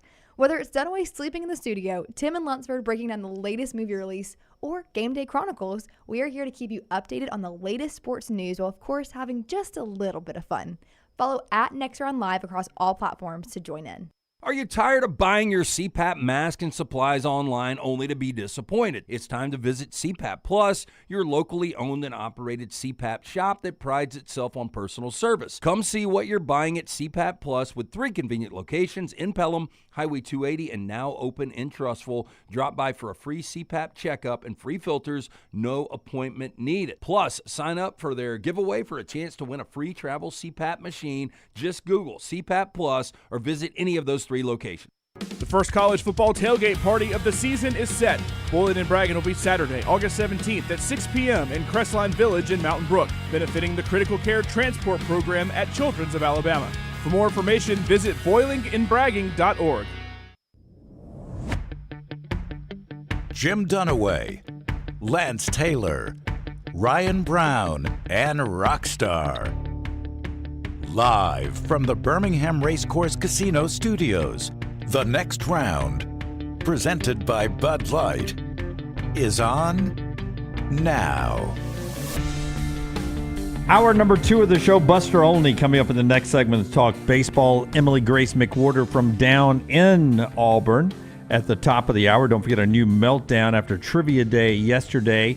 They're back at it today at 2 o'clock Central Time on our platform here, 2 o'clock Central. Live Pennant Grace is at 12:15 to talk baseball. So if you don't get enough with Buster, you get more with Emily Grace and Josh coming up with a Pennant Grace live today at 12:15. And don't forget Disrupt the Media with all of our Alabama and Auburn stuff and more on that coming up in our announcement at 11:45 later on today. Little T's got Uncorked. Always something percolating in her world on Uncorked. You can get that wherever you like and subscribe to get the Uncorked podcast. LT's about to try to sell us that week 1 of the college football season. Week 1 could be as big of an impact as rivalry weekend as far as the college football playoff goes on. And I'm going to chime in with just a dab of week 2. Okay. Dab of week 2. So you're selling week 2. He's selling week 1. I'm selling rivalry weekend. Week 2 is going to get the bronze medal, but okay, there's a few games every week that's going to impact the playoffs. Absolutely. So which one of you going to go first, rivalry weekend or week 1? Doesn't matter. I guess we can start week 1 because that's kind of the direction it's chronological. Going. So when you start to look at week 1, Clemson and Georgia is obviously a massive game. Now, nobody expects Clemson to win this game, but if Clemson was to win this game, how much does the narrative change? Oh, a ton. Like if Clemson wins this game, it becomes somewhat difficult for them to miss the playoffs at that point. You know what I'm saying? It does. No, look, they're double-digit favorites, underdogs. I don't think anybody expects Clemson to win this game. Nope. But can you imagine the narrative with Georgia? That would mean Georgia's lost 2 or 3 games. Yeah. Missing the college football playoff after, 28 straight wins or whatever that number was. So I think that is a massively important game, especially when you look at Georgia's got 3 top 6 teams on the road in Alabama, Texas, and Ole Miss. If they lose that game, it would be hard to believe Georgia's not going to at least absorb 1 more loss. And for Clemson, as you said, it looks like. But, Clemson loses that game as expected. They get 1 more blemish possibly, and that's it. Yeah, they could still get in, but for them, it's winning the ACC. conference championship at that point. Yeah, I mean, it's all or nothing for them at that point. Yeah. I hesitate to. They're going to get better than this one. This is the worst one on my list, but Penn State at West Virginia. Oh, it's a fun game and impactful for Penn State for sure. Yeah, and for West Virginia. West Virginia out of nowhere won 9 games last year. If West Virginia was to win this game, then you've got to put them in the Kansas State, Utah, Oklahoma State, Kansas conversation with a team that could possibly win the Big 12. I can't wait to see Garrett Green and what West Virginia will do now coming off 9 wins. And for Penn State, when you look at the schedule, like if they were to lose this game, they're already basically out of the college football playoff. I don't think Penn State can recover. I kind of agree with you on that. I mean, their margin for error becomes very, very low because, again, at that point, they've got to find their way into the Big Ten championship. At that point, you're saying, okay, they've lost this game. How many more are they going to lose? You know what they become a danger of? We've discussed this scenario, actually. They become a danger of, at that point, only losing 1 more game, being a 2-loss team, going to the Big Ten championship and picking up their 3rd loss. Yep. And at that point, they're probably out. And then you have to say, how do I put them in at 3 losses? I am fascinated by this game, Miami at Florida. It reminds me so much of Billy Napier's first game in Gainesville where they took on Utah. They win that game 29-26 where Cam Rising throws a horrible pick there at the end. It was Billy Napier's biggest win in his first game. Hasn't won a game like that since. Miami's sitting as a 2.5-point favorite. Miami's got all this steam. They should be favored in 10, maybe 11 games. But if they lose this game, they're already derailed. No, you're absolutely right. And the schedule has got plenty of landmines left on it. Yeah, and I think Miami's got a good shot at losing this game. I think Miami's a better team. I just think there's so much pressure going into this game. Yeah, 2 games I feel like you've talked yourself into are in week 1 are West Virginia playing Penn State really, really tight and Miami potentially losing this game. I've just seen as the summer has gone on, I've seen you get closer and closer to both those outcomes. I don't want to be the rule guy here that keeps saying this, but just for point of reference, for both Clemson and Miami, they're out-of-conference games, and there's an automatic bid available to them in the ACC. So it will look bad for Miami and probably is an indicator of more losses to come. I agree with you on that, but still an out-of-conference game that would still have no impact on them playing for the ACC championship and the automatic bid to the playoffs. Yeah, but if they get there and they obviously get the automatic, they get the automatic, but just playing for an at-large, a little bit different there. The next one is massive. Notre Dame at A&M. Yeah, this is undeniable, this one. You know, Notre Dame, the last time they had a left tackle start as a true freshman, Joe Alt, they had that same situation in the bowl game last year. They've lost him early on for the season, so they got to replace both their tackles. Now they go to College Station, one of the more underrated teams in all of college football. A&M right now a 2-point favorite. And if Notre Dame does win that game, they're going to be 7-0 hosting Florida State. I think it's going to be really difficult for Notre Dame to miss the postseason if they beat A&M. I'm with you. We've looked at this all summer long. It is a watershed game for A&M because it is the first game for Mike Elko. If A&M wins this, people are going to be like, look out for Texas A&M this year. For Notre Dame, if they win it, people are going to be like, how does this team miss the playoffs? Just look at the rest of their schedule. How are they going to miss it? Well, and I think if you look at Texas A&M and their schedule, if they were to beat Notre Dame, they've still got plenty of losses potentially. I don't know, though. Like, I think they've got plenty of losses potentially. But I think they're going to be favored in 10 of their final 11 games. Probably so. So I'm just saying A&M could go from, somebody nobody's talking about, kind of middling in the SEC, to a dark horse to get to a college football playoff if they beat Notre Dame. Because outside of that, they're going to be favored. I think they're favored against LSU. The only time they might be a dog at Auburn and against Texas, maybe. I can believe you. I mean, they've got a schedule they can navigate. Yeah. And then finally, USC and LSU. I don't expect much out of USC, but it would be very Lincoln Riley-like to bounce back this year. I didn't expect much out of them in year one, and they won 11 games. But if their defense is much improved, if they were to beat LSU, first of all, that narrative becomes, what in the hell is going on with Brian Kelly? No doubt about that. But they're only a 6-point underdog. I think that number's a little light. It looks like LSU on paper is much better than 6 points better than USC. But to me, that is a huge game out of the gate. I'll make just a brief case on week 2. Coming off week 1, you got a couple of games. After I tell you about our friends at Precision Sports Medicine and Orthopedics, your provider to get you back into the game. 205-512-3885. That number to call to get more details, 512-3885 or precisionsportsortho.com/2024. What better testimonial could LT and I tell you more than the fact this is the place we go when we have an injury, but it's also the place we send our daughters when they've had an injury. It's happened just in the last couple of months for me. I sent little Harper to Precision Sports Medicine to help her with an ankle situation. Tweaks, pulls, pains, and breaks. They'll diagnose, treat, and rehab. Locations Jasper to Alabaster and all around. Orthopedic care better together. Find your provider today. Again, that number, 205-512-3885, 512-3885, or precisionsportsortho.com/2024. Week 2 has Texas, Michigan. Big game. Oh, it is a massive game, yeah. Nothing needs to be said about that. Yep. Week 2 also has Tennessee and NC State, which I think is a game that could tell us a lot about either Tennessee or NC State, two borderline playoff teams where I think the winner gets a leg up in that race for the playoffs. That's another game I've talked myself into thinking will be a better game than maybe we've given it credit for this offseason. Well, you've got Grayson McCall, who's got so much experience. And then when you look at Tennessee, they lose starting cornerback.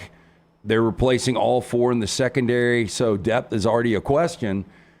If Grayson McCall could expose that, who knows what happens there. I think Tennessee's the better team, but if they were to lose that game, then you look at Tennessee completely in a different light. Nobody's going to think this is going to happen, but I think you get the first real test for Alabama against USF in Tuscaloosa. That's not a bad football team coming to town.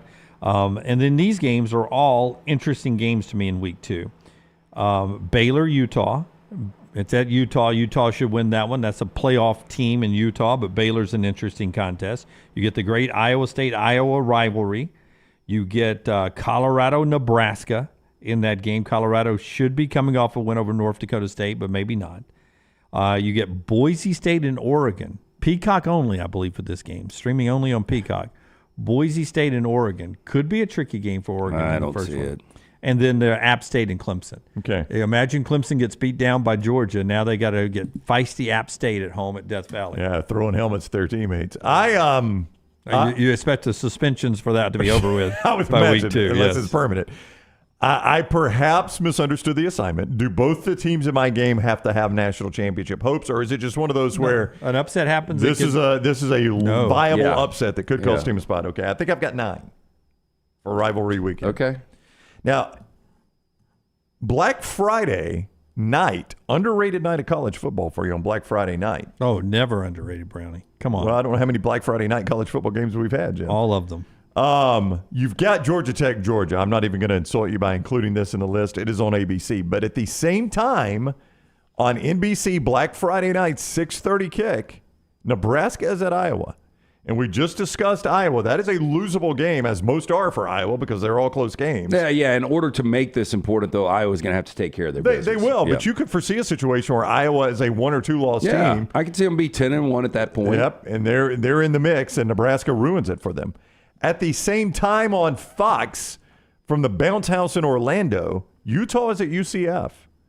It's a tricky game for Utah. Now, again, they're probably in a situation where they win their conference to get in or not. That's right. But to be honest. That's the way I picture almost every ACC Big 12. Outside the SEC and Big 10. Yeah, ACC Big 12 scenarios, conference champions, and that's it. But, when I went through talking about teams that could be favored in 10 games, when I look at Utah's schedule, the only chance they have underdogs are in Stillwater and in Orlando against UCF. That is Black Friday night. You could see a scenario in which that's a massive game for Utah, and Central Florida and Gus pull the upset. That would be vintage Gus right there. When you move to Saturday rivalry weekend, you've got the Iron Bowl, and I don't think you can discount. Now, I will say, when it's in Tuscaloosa, it has traditionally been a blowout, at least over the last 15 years or so. We'll see if that continues in the Kalen DeBoer and Hugh Freeze eras. We have not seen those two do battle yet, and Hugh Freeze has not had to coach an Iron Bowl in Bryant-Denny Stadium, so we don't know that yet. Florida at Florida State. Again, Florida State probably has to win the ACC to get in, but I would like that game a lot more if it was in Gainesville. I would agree with you. I was going to say if it was in Gainesville, but you could see we're playing for Billy Napier's life or an interim coach or something like that. If he's still coaching by then, he's probably saved survived. It. Yeah. Yes. Oklahoma at LSU. I think that is a fascinating game for LSU. Now we're into a conference where they don't have to just win to get in. And Oklahoma is at LSU. And, Lance, you painted a picture with USC and LSU. Let's go to the end. Let's say LSU's a 2-loss team, and they got Oklahoma coming in. Oklahoma's a good enough team to go win in Baton Rouge. Well, and I think Oklahoma's one of those teams, maybe they lose some games early on with Jackson Arnold, a first-year starting quarterback, and they grow as the season goes on. They get more comfortable in their role in the SEC. That's bad news for Alabama then, LT, because Alabama gets them the week before this in Norman. Well, Oklahoma, with that difficult schedule. What a finish. I think they're like 6-6, maybe 7-5, but I think they're going to beat somebody they should. Good enough to beat LSU in Baton Rouge. Oh, yeah. You've talked about this a lot recently, Lance. Texas at Texas A&M on Rivalry Saturday. We don't know the start time for that. It's going to be at Kyle Field. It's either going to be 2:30 or in the night window, one of those two. That is obviously. I'd like that in at 6:30, by the way. You think that'd be prime time? Iron Bowl's the same. I know you could do ABC, ESPN, or whatever. What about Washington at Oregon? That's a stretch. I just don't see it, but, Yeah, here's the problem for Jed Fish. Dan Lanning, Washington has cost him possibly 2 trips to the college football playoff. He is going to do everything in his power to annihilate that team. Yeah. And I just don't think talent-wise they're there with Oregon right now. No start time for that one. Notre Dame at USC. You cannot discount the importance of that game. We talked about if Notre Dame makes it past Texas A&M, there are very few pitfalls. USC is one of those. When you have to go on the road and play that on rivalry Saturday in the Mausoleum, I mean, that is a road game with everything on the line for them. I don't know what will be on the line for USC. I mean, there's that is one of those, though, where it could be playoff implications for both sides if USC's got a better year than people think. Yeah, it could be. And then Michigan at Ohio State. I mean, obviously, that's a big game every year. It would seem like it would have more of an impact on Michigan. It's hard to see Ohio State in a situation where that loss knocks them out of playoff contention. Possible. Hard to see, though. But I think you can make the case for Michigan. Well, they could be in a situation where they have to win that game to stay in the playoff. I could see Michigan with 2 losses. I could. And there will be so much pressure on Ryan Day. Like you guys tell me in a one-game situation, and I'm sure there's a million of these examples. But if Ohio State, let's just say they have 1 loss to Oregon, and they were to lose to Michigan, and they get bounced out of the Big Ten championship game again, well, that's the old 3-loss scenario we talked about. But one single game. What is the biggest example you can give me of a coach with the most pressure on him in one single game? Like coming up this year, or that we have seen? No, just ever. Because I think that might be it. Like if Ryan Day has 1 loss and Michigan has 2 losses, and you've lost 3 consecutive games to Michigan, and with a loss, Michigan then goes and plays for the Big Ten championship against Oregon, and you're left out. It's not to that level, and it is the same game you're talking about, but the first time Harbaugh beat Ohio State, was that in Columbus? Wasn't it 2 years ago in Columbus? 3 years ago. 3 years ago in Columbus? Is that right? Maybe it was Columbus. Yeah. Bill Curry taking unbeaten Alabama to play Auburn for the first time ever at Jordan-Hare Stadium. Was Bama unbeaten in that? They were unbeaten at number 2 in the country. Yeah. Yeah, they were about to play for the national championship if they could win that game. Yeah, but I mean, it wasn't like Bill Curry's going to lose his job. I mean, we're talking about a guy that he ended up quitting. Yeah, he left to go to Kentucky. I don't know that he was going to get fired. I mean, 56-8 is your record, and you've played for a national championship, and you've been in multiple college football playoffs, and people are talking about losing your job. Scott's got it. That Gus versus Les game at Auburn, where a lot of people felt like it was loser gets fired, and in fact, Les got fired. Yeah, but for those that forget that, it's easy to say it was the loser was leaving, but there was build up to that game where the discussion was the loser of this game likely was going to get fired at some point that season. They didn't think it would happen immediately right after the game. That night, So some interesting scenarios there at the beginning and the end of the college football season, the alpha and the omega there, as we are 16 days away from week 0. Michelson Laser Vision could be the countdown to new vision for you, changing your life like it did LT a couple of decades ago. Yeah, look, I wore the contacts for over a decade. I was wasting money each and every year on the contacts and solution. Finally went in to see Dr. Mark Michelson, got the procedure done. I've still got 2015 vision, better than 2020. This is 21 years ago when I went to see Dr. Mark Michelson. Make the phone call that I made, 205-969-8100. Ask for Amy. Tell her the next round sent you. They are going to hook you up with a hassle-free consultation, 0 to lose, to find out if LASIK is right for you. Dr. Mark Michelson, Dr. Jen Michelson, best in the business. Ask about that pre-inflation pricing. Again, for more information, 205-969-8100 or michelsonlaservision.com. When we come back, Buster Olney talks baseball with us as the White Sox have a new losing streak that is cranked up to number 1, a much smaller number than where it was. And the Braves continue to try to reshuffle and get ready for a playoff run, or at least a run in the playoffs. Buster got everything going on with baseball next right here on TNR. Follow Dunaway on Twitter and Instagram at jimdunaway. Hey, Lance Taylor from the Next Round to tell you about one of our favorite places for breakfast, lunch, and dinner. That is Hamburger Heaven since 1982. Hamburger Heaven has been serving Birmingham's best hamburgers, cheeseburgers, French fries, hand-spun milkshakes, and sandwiches made fresh to order. All of their ingredients are fresh and prepared daily. This includes their beef, always fresh, never frozen, hand-pattied each and every day. For breakfast, lunch, or dinner, visit any of the 4 locations, Highway 280, Irondale, Gardendale, and Homewood. Storm season is here. Make sure you have a plan of action in place right now. Greg from Pell City and Storm Restoration Roofing should be your first call when storms hit. Insurance companies love working with Storm Restoration Roofing because of Greg Nelson's name and reputation in the industry. When storms hit, call Greg Nelson. He's local, 205-542-3531. He's the home of the free no-cost roof inspection. Greg from Pell City on Facebook, 205-542-3531. It's Storm Restoration Roofing. When on YouTube, you constantly hear requests to please like and subscribe. Well, here at Disrupt Media, we aren't going to play that game. Those demands are frankly outdated. So we just want you to hit like or subscribe. It's like a choose-your-own-adventure novel. Pick a path, hit like, or hit subscribe. It's your call. We don't care which, just pick one. Or go to Roll Tide Pods and do it. Or War Damn Pods. Or the Disrupt Media YouTube channel. Or the Meltdown. Just make a decision and stick with it. Like or subscribe, the choice is yours. Buying that perfect home is one of the most important financial decisions you'll ever make, so it's crucial that you have the right partner to help you through the process. Hi, I'm Lisa Zeig, Vice President Mortgage Loan Officer for Bryant Bank, and I'm here to tell you that we are that partner, making it easy to buy with confidence.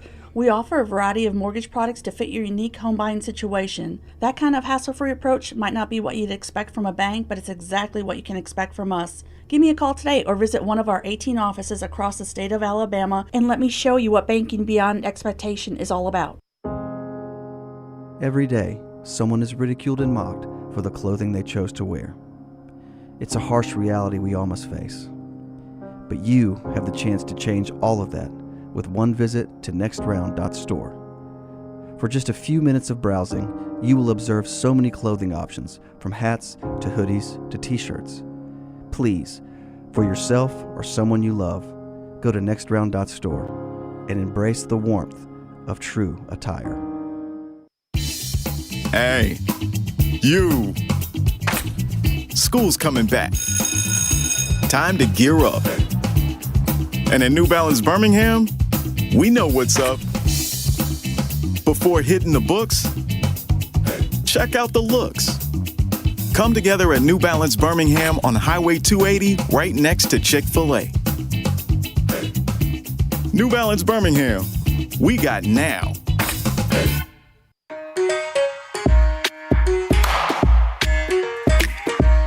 Still mind-boggling to me. It's August 8th and the kids are back in school already here.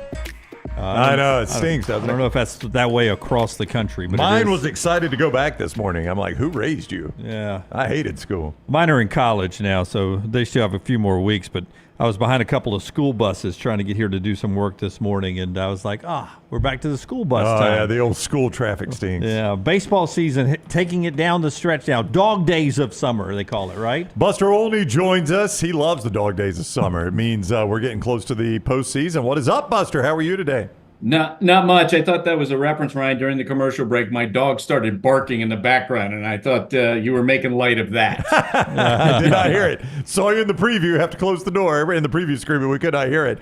We'll start with the breaking news today, which cannot come as a surprise to anyone, that the White Sox have made a managerial change. He's probably relieved. I mean, I know you don't want to lose a job, but it had to be miserable to keep showing up to work every day watching that. Yeah, you're right. If you told if you gave Pedro Grifol truth serum, I think that his reaction would be, "Thank you very much for rescuing me from this." Think about this, and I don't have the updated numbers through 117 games, but through 115 games, guys, they were 3 games behind the pace of the team that's widely regarded as the worst in baseball history, the expansion 1962 Mets. After 115 games, the 62 Mets had 30 wins. The White Sox had 27. Now, they ended the 21-game losing streak. From what I understand, the White Sox internally, they knew they wanted to make this change, but they didn't want to fire him during the losing streak. They didn't want to scapegoat him, right? So they wait for the win. Then they fire him, and I'd say this too, people in the White Sox organization who've been watching this play out, they are rooting like crazy for Ozzie Guillen to be hired as the next manager, because Ozzie basically has been ripping Pedro Grifol every day. And he's saying, I could do better than this guy. Okay, give him the job and let's see. Oh, wow. Because they have no pitching. Garrett Crochet, their all-star left-hander, I'm sure is going to at some point be greatly limited number of innings he throws. It's a disaster of a team that now the big question is, will they unseat the Mets as the worst team in baseball history? Well, let me ask you this. If you were, and I don't even know who this guy is, but if you're a guy that is on the list of these hot name up-and-coming managerial candidates, is there any way you would take this job? So, and let's put a name out there. Skip Schumacher of the Marlins, okay? Whose contract is set to run out. The expectation in the industry is that he probably is going to move on from that job. Would I take that job? Absolutely not. The next manager needs to be someone, or probably will be someone who doesn't have much of a track record at all. Because why would you take that job? They're years from relevance. It's an open question at this point if they're going to go into some kind of a tanking cycle, which for the most part, that doesn't lead to a manager staying long term. It's a bad situation. And the other thing, too, that's clearly got to get better is Chris Getz, who took over as general manager last year.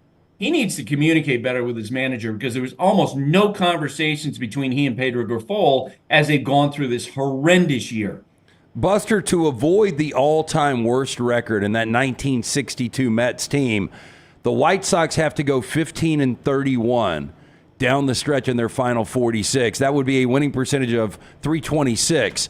Yeah. This team I'm watching right now, I don't think they can do it. And this sounds really negative, but baseball, the history of baseball, is such a numbers game. I love seeing first. So I'm kind of pulling for the White Sox to not go 15-31. Do you think the majority of people out there want to see the worst team in the history of baseball? No, I think that most people want to see that. I'm gauging that from the reaction on Twitter where, it's like watching a car crash in motion, right? Where it's like, oh my God, it's so bad. How bad can it get? In fact, if I were a White Sox fan at this point, I'd almost lean into that. Like as a point of pride, like we were so bad that we're going to go down in history as the worst team ever. The one thing I would say about all that, I do feel for the players because there are guys on that team who are guys who've been in the league a while, like Andrew Benintendi, and then there's some young players. This might be their only experience in Major League Baseball, and so every day to have idiots like me coming up to them and saying, "Hey, how does it feel to be possibly the worst team ever?" If you're a reporter covering a team that loses 21 straight games, you run out of questions. Yes. You go in after loss number 14, and you don't even know what to ask at that point because they're so bad. Yeah. Hey, speaking of bad, I had friends that were at the Tennessee-Virginia Tech football game at Bristol Speedway, and they talked about, it was great people watching, but so far away from the action. Now we're going to play a Major League Baseball game there next year, according to reports, Reds and Braves. Why? What's the draw of playing a game in this venue like that for Major League Baseball?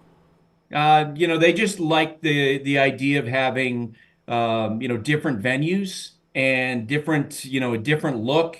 I mean, if you've driven through Bristol, then that it's a unique place. Maybe they're trying to appeal to a different audience. I wish they would just as I've told you before, in this game that's gone from being like the game at Fort Bragg to the game Field of Dreams game, Rickwood Field. I wish they would just stay at Rickwood Field. I don't see. I mean, the comparison of the historical significance between the two. I don't get it. You've already built the field in Alabama. Use it. Build on that going forward. I was surprised. Buster Olney is with us from ESPN. He joins us each week on the JohnstonRVCenter.com hotline. The Braves are starting to get healthy again, Buster. And Michael Harris, as part of that, started his rehab assignment in Gwinnett down in the AAA organization for the Braves. What does this mean for Atlanta once Michael Harris gets back, do you think?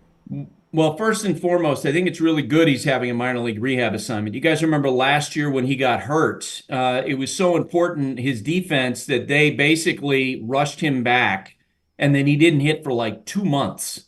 Like it took him a while to get back into the swing of this offensively. He has to stay in the minor leagues because of his 60-day stint on the injured list until next Wednesday. That's when he's eligible to come off. The expectation within the Braves organization is that'll happen, assuming that he continues to hit. And look, they're at the point now where they need help. I mean, every day it feels like some other, leak pops up in that organization, whether it's, Max Fried got hurt, he went down, Lopez goes down. They've been so inconsistent this year. Sean Murphy, has not really played that well this year. They just need to get their guys back and healthy for the stretch drive. And the way that race is going, I don't know how it's going to turn out because the Mets are playing better. One of the teams they're competing at, San Diego added a lot at the trade deadline. Arizona has the experience of being the defending National League champions. I think the Braves are in for a dogfight. Speaking of Arizona, your reigning NL pennant winners, if I said they are the most dangerous team at this moment right now in the National League, is that a valid point? Yes, I think it's reasonable. I still would pick the Phillies. My preseason pick to win the World Series. They've been an incredible slide. We talked last year about how the Astros seem bored, because they've been to the postseason so often. I think that's what's going on with the Phillies. And I talked with a Philly source the other day, and I said, look, I've seen it with a lot of veteran teams that, after a while, and you remember the series, they swept the Dodgers in Philadelphia. And then after that, it's like they went into a tank. They kind of went on mental vacation. And now this Dodgers series they've had this week, I kind of think they're getting back into the swing of things. So they're the most dangerous, but the Diamondbacks experience last year will play for them. And they're getting all the starting pitchers back as well. And I think San Diego's really dangerous because they got a lot of good players and they made, some potentially impactful moves at the trade deadline, adding Jason Adam, adding Tanner Scott, and making this monster bullpen. I want to ask you about Ohtani and his rehab as a pitcher. I was on vacation earlier this week, and I saw some people just raving about how his rehab process as a pitcher is going. What are you hearing about that? No chance we'll see him this year postseason, right? No. Okay. Alden Gonzalez, one of my teammates at ESPN, did a story on that, just posted at ESPN today. It's always been interesting this year when you go see the Dodgers because before the game, 4 hours before the game, Ohtani, grabs the glove, goes out to the outfield, does the flat ground tossing. He is making progress. But I think given the investment in him, the $700 million that they guaranteed him, they're going to slow play the injury. They're not going to force him back. And on top of that, let's face it, he's been so good as a designated hitter. Yeah. He's probably the front runner to be the National League MVP at this point. That I don't think they necessarily want to interrupt that. But all signs are great. In Alden's reporting, some of the people he talked to in the Dodgers organization said, you know what, we think he might actually have a chance to be better when he comes back as a Dodger pitcher next year than he was when he was with the Angels, which also makes sense because it's going to be a better team. Buster, I remember watching Bobby Witt Jr.'s first at bat against Detroit back in 2022. Did we expect for him to be this good this quick? No. I don't think you can expect anybody to be this good, as great as he's been. Think about it, guys. He's on a pace as of this morning to finish the season with 225 hits, score almost 140 runs, drive in 115 runs, 41 doubles, 14 triples, and 31 homers, and 30 stolen bases. Wow. And he's an elite defensive shortstop, which is why it's so funny. Because I think we are absolutely beginning to shape up for maybe the most interesting MVP conversation we've seen in our lifetime, which is Aaron Judge versus Bobby Witt Jr. Aaron Judge plays with the Yankees, so he gets more attention. He hits home runs. That'll get you attention. He's on pace at 58 homers. He's an incredible player.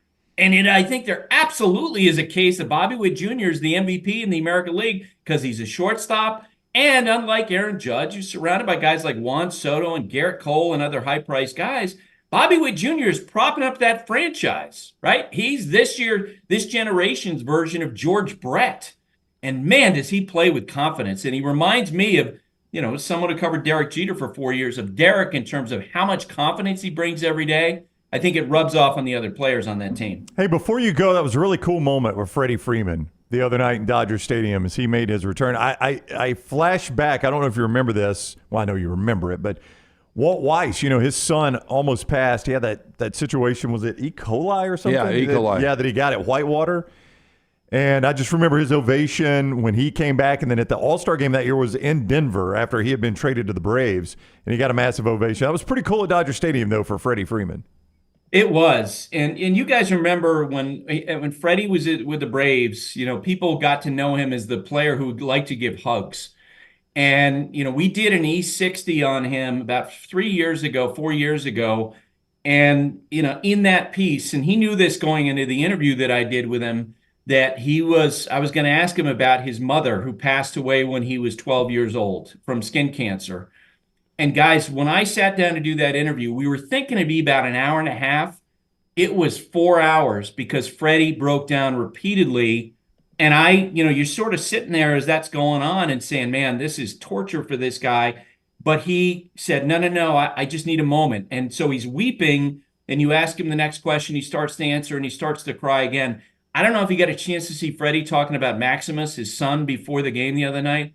I mean, he just was breaking down. And as he gave voice to, the fears that every parent has of seeing your 3-year-old on a ventilator and the helpless feeling of that. And then to see him turn the corner and then to get that cheer from the Dodger fans. And then he gets to first base after hitting a single, and Bryce Harper, gives him a huge hug. I'm getting emotional now just thinking about it and knowing how Freddie, handles that. Yeah, it was a really, really cool moment there at Dodger Stadium if you have not seen the video of that. All right, Buster and the crew headed to Phillies Diamondbacks. What? Oh, wait a minute. Is that right, Buster? Did I have the wrong? No, we got Mets and Mariners. Yeah, my apologies. First game in Seattle, in Seattle since 2004.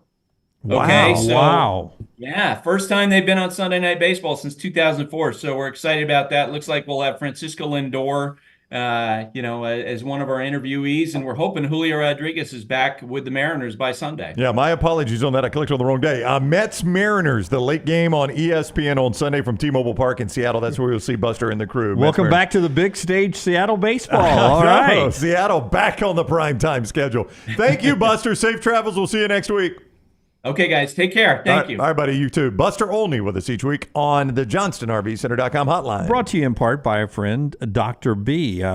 Coming up, and as soon as he tells us about Dr. B, which college football team has the least travel this year? College Ball Reddit sent this out earlier this week. I thought this was pretty interesting. Dr. B putting some wear and tear on that baldness, making that hair grow back for a lot of folks, including LT and Brownie. T3hair.net just a couple of years ago noticed that was thinning out, went to see Dr. B, scheduled that consultation. You can do the same with him and his great staff, 205-319-0316. Since that moment, my hair has more than doubled in thickness. I do the non-invasive treatment 3 times a week, 30 minutes each time on the couch. That is it. Dr. B also offering Sensus Transdermal Infuser. This enables Dr. B to get various medicines and therapies into the scalp where the hair follicles are without using any injections. This is revolutionary, as Dr. B can pinpoint delivery of a patient's genetically specific products without any needles. Again, call, schedule the consultation, 205-319-0316 or t3hair.net. No surprise, Hawaii has the most travel, like 5 road games, 14,877 miles they'll travel this year. I mean, they're literally on an island by themselves. Quite literally, yes. Yeah, so they have to do that. No surprise either, the other most traveled teams, UCLA, Cal, Stanford, Wyoming, Washington, USC, all because of conference realignment. I mean, Cal and Stanford literally signed up for this. Yeah, so, there's no surprise there. And UCLA, Washington, Oregon is down about 20th, so not as bad on them. But it's the least traveling team I want you to look at. Miami of Ohio is the least traveling team. They only travel for 6 road games, 1,211 miles. It averages out 202 miles of travel per road trip. Second on that list, the Auburn Tigers. Really? Yeah. Wow. They only travel 1,240 miles, 4 road games this year. Well, when you consider one's Tuscaloosa, one's Tuscaloosa, one's Athens, that's about as short a trip as you're going to get as an Auburn and they fan. opened the season with 5 consecutive home games. One's Nashville. Yeah. That's actually I'd not stopped to consider this, but they really don't travel very far away from Auburn, do they? Yeah. So Georgia, Missouri, Kentucky, and Alabama. Yeah. That's it. Vandy's not even a road game. I got that wrong. So it was Kentucky. So that gets you the second least traveled team in college football, only Miami of Ohio. Right above Auburn, just 1 mile more than Auburn, the Clemson Tigers with 5 road games. They don't travel much this year either. So not a lot of travel there. Interesting. I don't know how, this day and age, it would suck for California and Stanford, but again, they signed up for this. This is their choice. But less travel, I don't know how much that impacts you. A lot of travel, I wouldn't want it for sure. Yep. So there you go. That's the most traveled. ACC is the most traveled conference because of they're literally on each coast now. The Sun Belt is the least traveling conference. The SEC is second, which has always been important, right? To keep the it's the a conference, footprint, drivable conference. Yep, and the SEC, the second least. It's the least traveled major conference out there. Sun Belt's the least traveled conference. All right, when we come back, a little bit more college football, and then we'll get to Emily Grace McWhorter down at the Auburn camp coming up at the top of the hour. The show being brought to you by our buddy Greg from Pell City and Storm Restoration Roofing. I saw on social media Greg and his family's on a little trip here, but he still has crews that are out working with other family members that'll get on your roof today and tomorrow, and then Greg's back on your roof on Monday. Storm Restoration Roofing, locally owned by our friend Greg Nelson and Greg from Pell City, 20-plus years locally owned, A-plus rated with the Better Business Bureau. He and his wife run the company. He has sons and sons-in-laws and people dating his daughters who are part of the crews that get on your roof and repair storm damage, roof replacement, and everything else. But the best thing to do with Greg from Pell City is call the number on your screen, 205-542-3531, 542-3531, or look him up on Facebook, Greg from Pell City, and just tell him you'd like the free, no-cost roof inspection. Before winter gets here, get that roof inspected, find out the wear and tear you've had on your roof, maybe a loose shingle that could cause even more damage up in your roof and attic. He'll check it all out for free. Storm Restoration Roofing, 205-542-3531, or Greg from Pell City on Facebook. Call the next round now at 205-734-0923.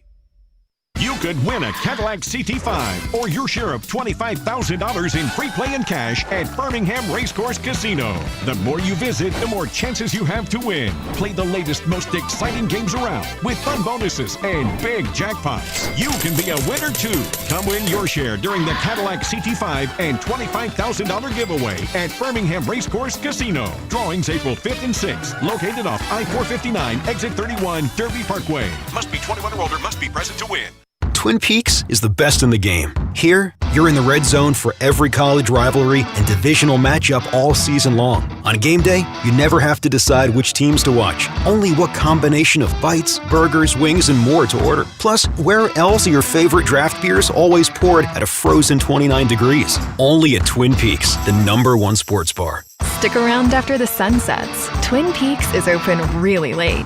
Wind down with bourbon and late night bites. Only at Twin Peaks. Hey, Lance Taylor from the next round to tell you about my friends at Michelson Laser Vision, located conveniently UAB Highlands. Almost 20 years ago, I went in for the procedure. Only took 12 minutes for both eyes. When I went in, I had 2200 vision. I was legally blind. Now I have 20/15 vision, still 19 years later. Make the call today. Schedule a hassle-free consultation, 969-8100. Dr. Mark Michelson, Dr. Jen Michelson, Michelson Laser Vision. Make sure you tell them the next round sent you, 969-8100 or Michelson. LaserVision.com. Start your day online with our website, nextroundlive.com, for the latest videos, podcasts, and college football stories. It's also a great way to stream the show or shop in the Next Round store. Stay connected by visiting nextroundlive.com. The first college football tailgate party of the season is set.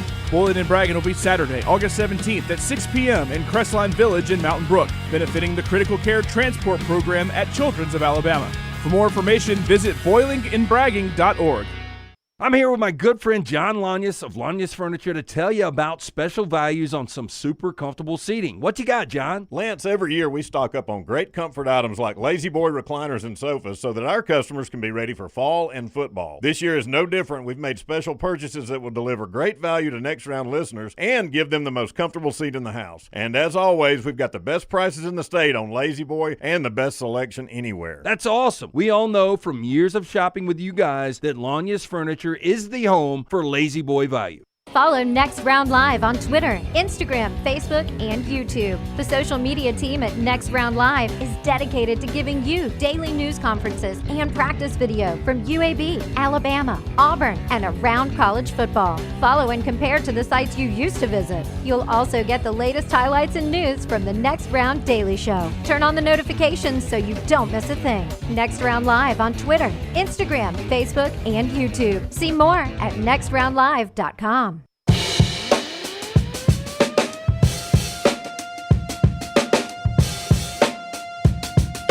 Back with you on the next round.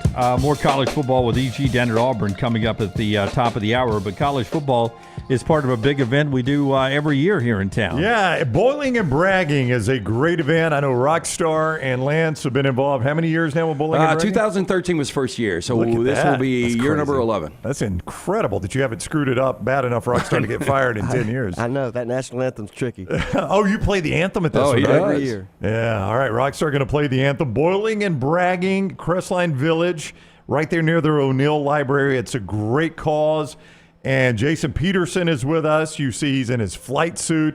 Children's Hospital and the Critical Care Transport Team, and Mindy Wald, the Community Development Manager at Children's of Alabama.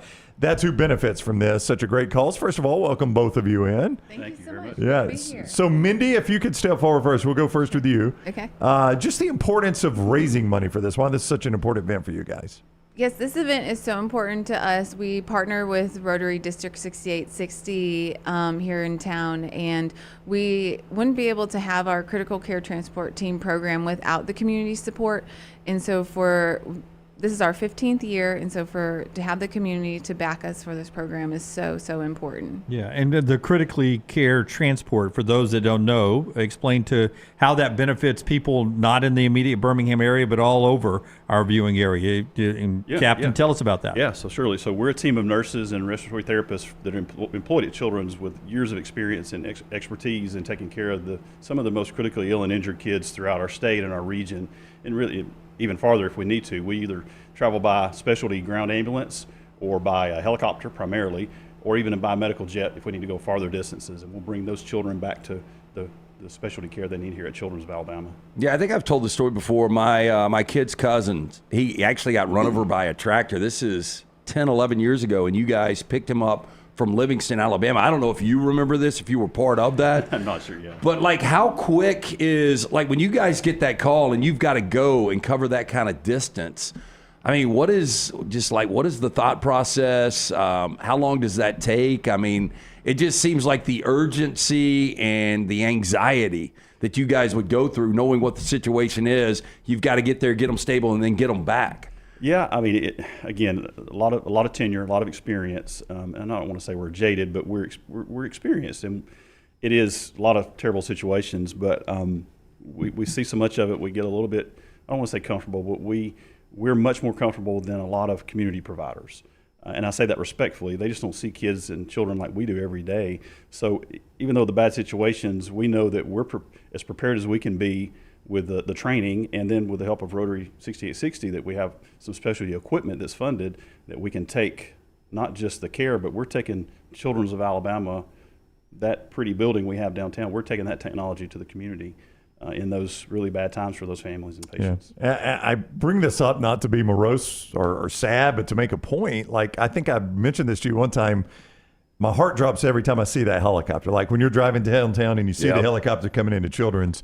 And I said to you, I always try to tell myself, maybe it's an organ being delivered. Maybe it's something good. And you told me a couple of years ago, no, it's probably always going to be it's a tough situation. And I think it's important to know that too, because I think anyone in our audience that's been downtown Birmingham has experienced this. You hear the helicopter coming and you see it, landing at Children's. That's just heartbreaking. Yeah, it is. And it's, and we covet those thoughts. We appreciate that and we understand it.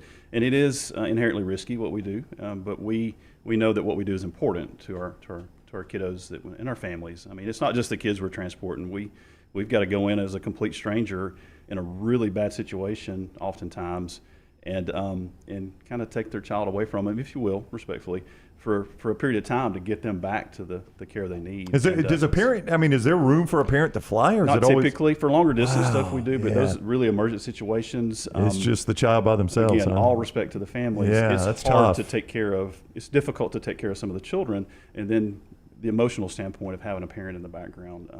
I say background, but in the aircraft or in the vehicle sometimes makes it exponentially difficult. We're so thankful for Children's Hospital and all the work they've done for years and years here in our community. It's one of the great hospitals in the world when it comes to our kids. How can we help out? Not just with this event, but year round. I mean, you can donate anytime you want, right? Yes, you can donate anytime you want. On our children's website, we have events that happen all year round for different things that we do. But for this event, you can buy tickets, you can become a sponsor at bowlinandbragging.org, or you can always visit our children's website at childrensal.org. And this it's a big kickoff football party, and right? that's the thing I love about it. So it's great food, it's great fellowship, the community coming together. But we see different fan bases all over the place. We've had from Nebraska to Missouri. Do you know some of the different fan bases that have already signed up and committed? We definitely know that we have all of our normals. Alabama, Auburn, Samford will be there, UAB. I think we have Mississippi Troy State coming. We know Mississippi State will be there. Mississippi State will be there. So we welcome everybody for no matter what team that you choose. Everybody can come and support the kids and the program. I don't know that you guys ever come up here when this doesn't happen, but somebody in the chat room, Mr. B, Children Save My Nephew's Life. They get my donation every year. I mean, I think anytime it's either you guys that are in the copter or the transport or Children's Hospital, I think almost anyone around here has got a connection. Yeah, and I don't know if you guys, it's obviously one thing you don't want. I mean, it's nice to know if your kid goes through something, but, my daughter, and this is 18 years ago, just had a weird illness and was in Children's for a week before Christmas. And it was just so scary, but the care they got and people coming door to door and giving out plush animals and just making the kids as comfortable as possible. Just a great place. Yeah, it really is. Stressful job. Zach says stressful job for you. I mean, it is. Yeah, can be. Yeah. But it's rewarding, and people in the community and my family and church, they always ask me like, oh, how do you take care of the kids? I mean, it's so hard. But kids are pretty resilient. They're pretty stoic. They don't complain nearly as much as some of us adults. I'll just be honest. They're tough, y'all. They're tough. But it is heartbreaking to see them when they're ill and injured. But I'm honored and privileged to be able to do this. Just celebrated 30 years at Children's, so I'm thankful for that as well, and thankful for you guys for having us. All right, year 15, Boiling and Bragging, and that's the website, boiling, the letter N, bragging.org, bowlingandbragging.org. $30 in advance for tickets, $40 at the door, kids 10 and under free. Down near around where our friends Odie's is, right? Crestline Village near the library right there in Melton Brook, so a good central location. Rockstar will sing the anthem to get it started, and you do the same anthem every year, Rockstar? Is there a variation in this? We're doing Spain this year. You're doing the Spanish national anthem this year, not the Star Spangled Banner. was last year. Is that in honor of the Olympics? No, we just switch it up every year. Pull out of a hat every year. Morocco was last year, Spain this year. So a national anthem from Rockstar. But the most important thing is, as fun as it is, the money that is being raised. And did I cover everything, Mindy? Is that everything? I think so. You can add anything you want. You're the pro. No, we're just excited to be on today and to just spread our awareness out in the community, because we wouldn't be able to do what we do at Children's without your team here and everybody listening. Yeah, well, we appreciate that. And you get some good food when you go by there, too, the right? food's great. Yeah, and that's the cool thing is you just jump around to people's tailgates. Everybody is, accessible. Everybody's in a great mood because football's the very next weekend. Yeah, nobody's lost a game yet. That's right. Right. So you get there and enjoy it. Everybody's still not for the playoffs. Boilingandbragging.org for all the info this weekend. Boilingandbragging.org. Mindy, Jason, thank you guys for coming by. We appreciate it as always. Thank you so much. Yep. Speaking of our friends at Odie's, helping out always down there with great causes. You were there last night. Tell us about our friends at Odie's. So the question was, what came first, Charlie Sheen or Taco Bell? That's a tough one. Charlie Sheen seems 60 to me. Taco Bell seems older than that to me. I think I'd go Taco Bell. I think I almost always go restaurant on these. 60, Taco Bell. I'm going to say Taco Bell was 67. 69. So I'm going to say Charlie Sheen. Charlie Sheen's about to turn 59. He was born in 65. Taco Bell, 1962. So Taco Bell Boom! I got is that. your answer. The little things you learn at OD's Team Trivia. We do it every Wednesday night at the original location at Crestline, where we will be for bowling and bragging right around the corner there. It was traditionally in that parking lot, but we're moving it over to the Grassy Knoll, the newest location in Edgewood. Oh, Grassy Knoll, huh? Careful there. Stop by, enjoy some great food from Ronnie Davis. I had one of those south of the border roll-ups last night. Taylor Korn got us south of the border roll-up. I forgot what EG got, but fantastic food from our friends at Odie's all of the time. Ice cold beer buckets full of Bud Light. Get in, see Rockstar there tomorrow night performing at the Crestline location. Right? Will's dating Rockstar featuring Doug tomorrow Featuring night. Doug. There you go. Live music every Wednesday or every Friday and Saturday, Odie's Tavern. All right, when we come back, Emily Grace joins us from Auburn camp. That is next, right here on TNR. Follow Jon Lunceford on Twitter @jlunce. This hour of The Next Round is presented by the Birmingham Racecourse Casino, now featuring 7 days of giveaways with your chance to win a share of up to $125,000. The more you visit the Birmingham Racecourse Casino, the more chances you have to win.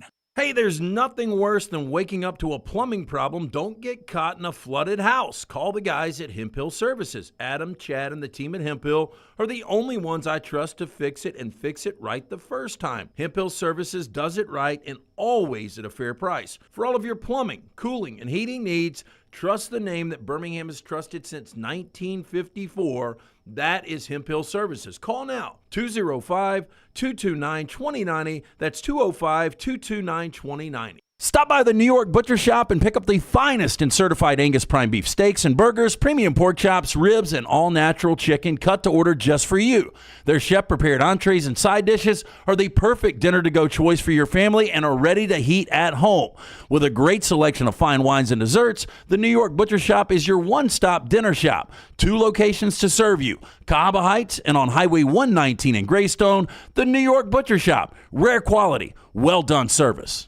Hey, let me tell you about our friends at Urology Centers of Alabama. Compassionate and comprehensive urological care with 35 physicians, 17 locations across Alabama. Their patient-centered approach to all of your urological needs. Remember, they've got that new men's health center. It is beautiful, helping men with a wide range of sensitive male issues in a comfortable environment. You can always go online, visit urologycentersalabama.com, schedule an appointment with one of their many urologists today. Take TNR on the go with a podcast built for your satisfaction. Miss Hour 1, find it in podcast form. Miss Hour 2, stream it now. Miss Hour 3, download it for later. Miss Hour 4, well, just know it's never coming back. Listen to TNR wherever you find podcasts. Hey, you. School's coming back. Time to gear up. And at New Balance Birmingham, we know what's up. Before hitting the books, check out the looks. Come together at New Balance Birmingham on Highway 280, right next to Chick-fil-A. New Balance Birmingham, we got now. Every day, someone is ridiculed and mocked for the clothing they chose to wear. It's a harsh reality we all must face. But you have the chance to change all of that with one visit to nextround.store. For just a few minutes of browsing, you will observe so many clothing options, from hats to hoodies to t-shirts.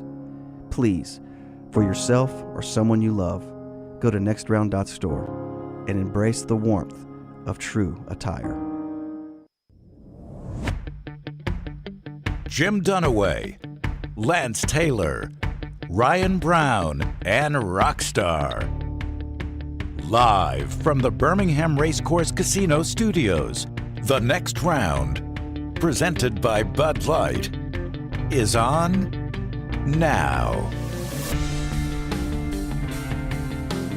Final hour of the show includes trash and our big announcement coming up at 11:45 and a couple of college football things we have special for you this season, leading into college basketball as well. But we start this hour first by telling you our friends at Champy's World Famous Fried Chicken, champyschicken.com. Proud sponsor of the show for a long time. Got by to see Megan and Sterling before I went on my little trip down to the coast. Got the Mississippi Delta recipe tamales. had their Mississippi mud pie for dessert, Brownie. They make that there. Sounds good to me. Took some to my mom and dad. It's a great location, Highway 119 in Alabaster. Stop by and see them for your perfect tailgate of the year. Champy's Chicken right there on 119 in Alabaster. All right, EG goes to camp. She was in Tuscaloosa yesterday, as promised. Here she is in Auburn. Beautiful Sanford Hall in the background. Look at this framed shot from Emily Grace McWhorter. Look like Dunaway, are you proud of me? You proud of her for framing that up? I mean, I would recommend some lighting and a tripod, but that's just me. No, it looks beautiful. Looks beautiful. I am on Sanford Lawn, and there's lots of P&Ms walking around. That's code for potential new member for recruitment. So if you see me giving some advice, that's just my old recruitment days coming out. Oh, so if you do this? Oh my goodness. What sorority were you at Georgia Southern? I forget. I was in 80 Pi. Okay. And they have that at Auburn. So are you? Taylor's in We're the 85. first sorority ever, actually. Wow. Wow. So can you go by there and grab lunch? Probably not, but they are doing rush right now. But I'll send my regards from here. Okay. You were in Auburn today. What is coming up this afternoon? I believe offensive coaches. Do I remember that correctly? Yes. So today there's no practice window. Just like Alabama, they are preparing for a scrimmage on Saturday. I'm not sure about the exact details of that. I'll get some of that from the offensive coaches, but I'm excited to chat with them because we haven't really seen them since spring. So I will be seeking out Marcus Davis, wide receivers coach, along with Derek Nix.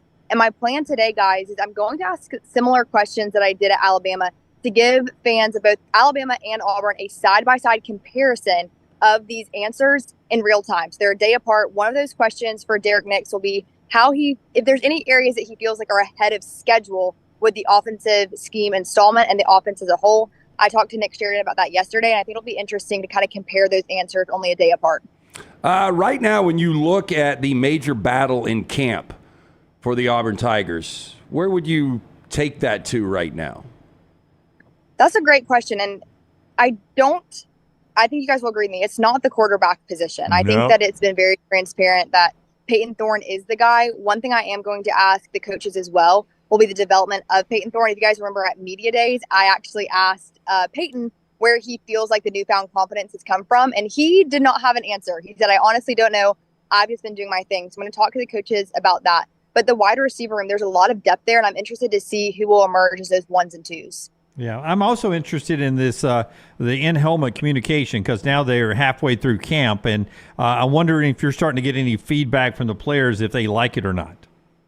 Yeah, that's on my list too, Dunaway, to ask. Specifically, again, with Peyton Thorne, if they see that helping him, and truthfully, I think that'll be a critical piece in this next season for his success.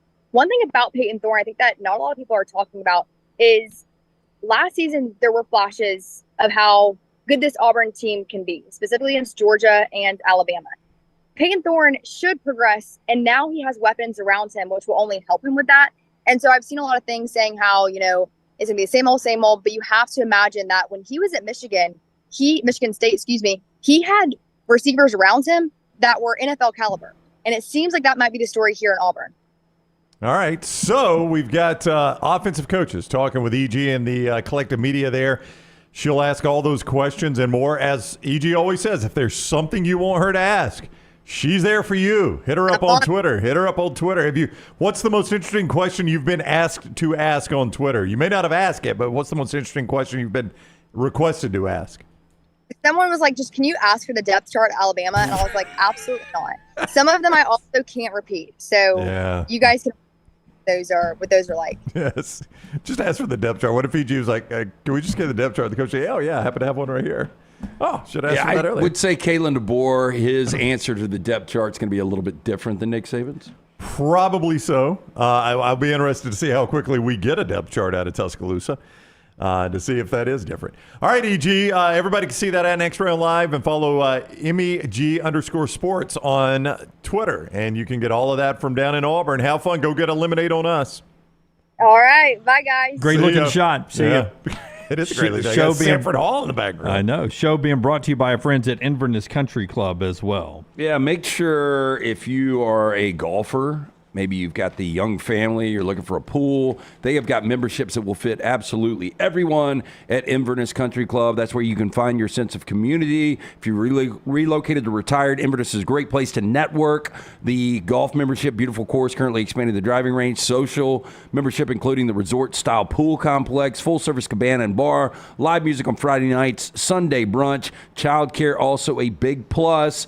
Dinner with friends, knowing your kid is safe on site is a huge plus. Maybe you work from home. What about working from the club while they watch your kids? Best days happen in Inverness. Take a tour of this unbelievable club. Call Erin today. Tell her the next round sent you. 205-991-8608. That's 205-991-8608 or online, iccalabama.com. All right, so Hayes Fawcett put a graphic together off of Chris Doering's top 10 wide receivers in the last decade. Before Forrester pulls it up, how many Alabama wide receivers make the top 10 SEC wide receivers in the last decade? Oh, my gosh. So decade goes back to... This is going to take Amari Cooper off the table.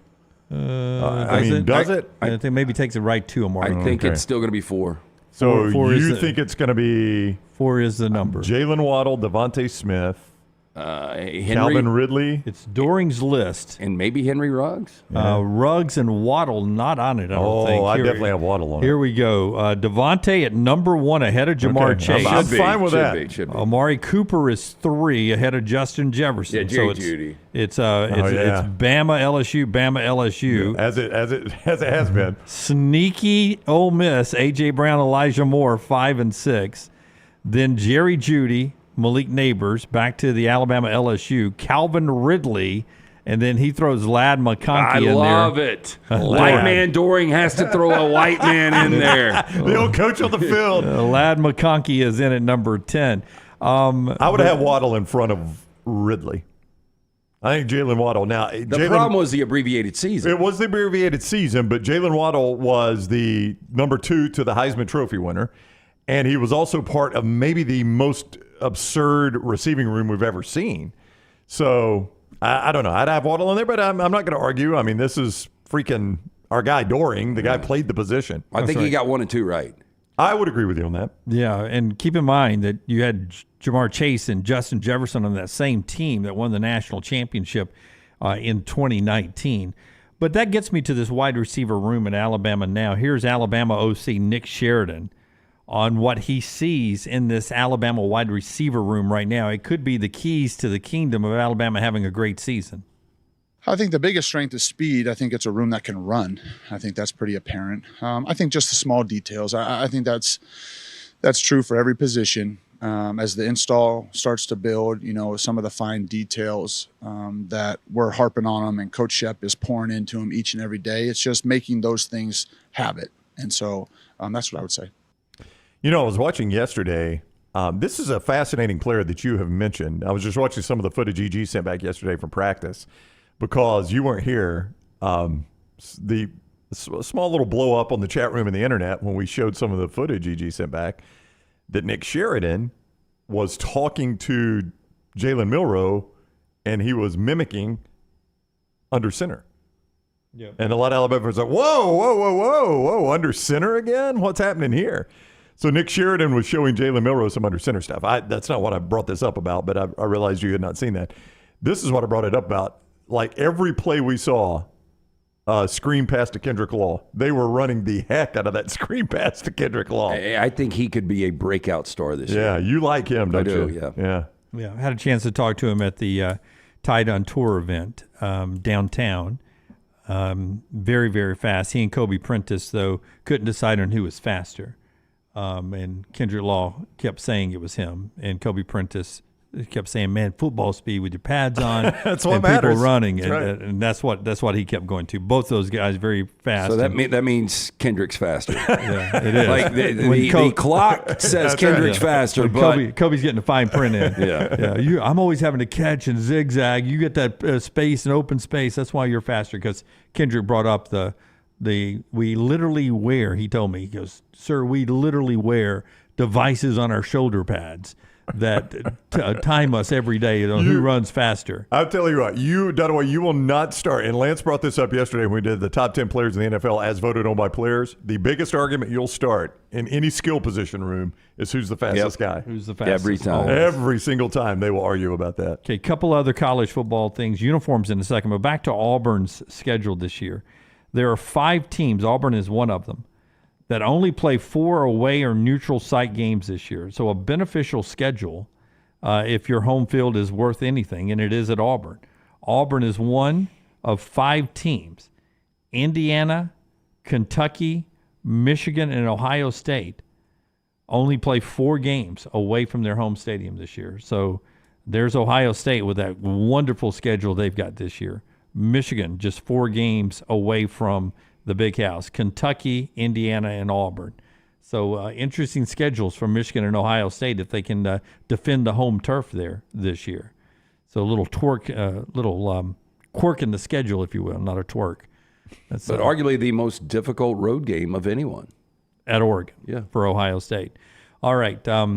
Now, then you, by the way, have Kansas, who I continue to point out doesn't play any home games. And that Kansas is going to be a good team. Going to be really good. They don't have a stadium this year. They're playing in Arrowhead. Yeah, down the road at Kansas City. So they don't get a single home game this year. Everything is road or neutral site for them. Now it's going to be a Kansas home game, but I think we're all smart enough to know it's going to be 0 home field advantage. Well, look, I don't know that Lawrence is. Yeah, I've been to a home game in Lawrence, and 80% of the fans were Nebraska fans. All right, so that gets us to a couple of new uniforms. First of all, Illinois dropped theirs yesterday.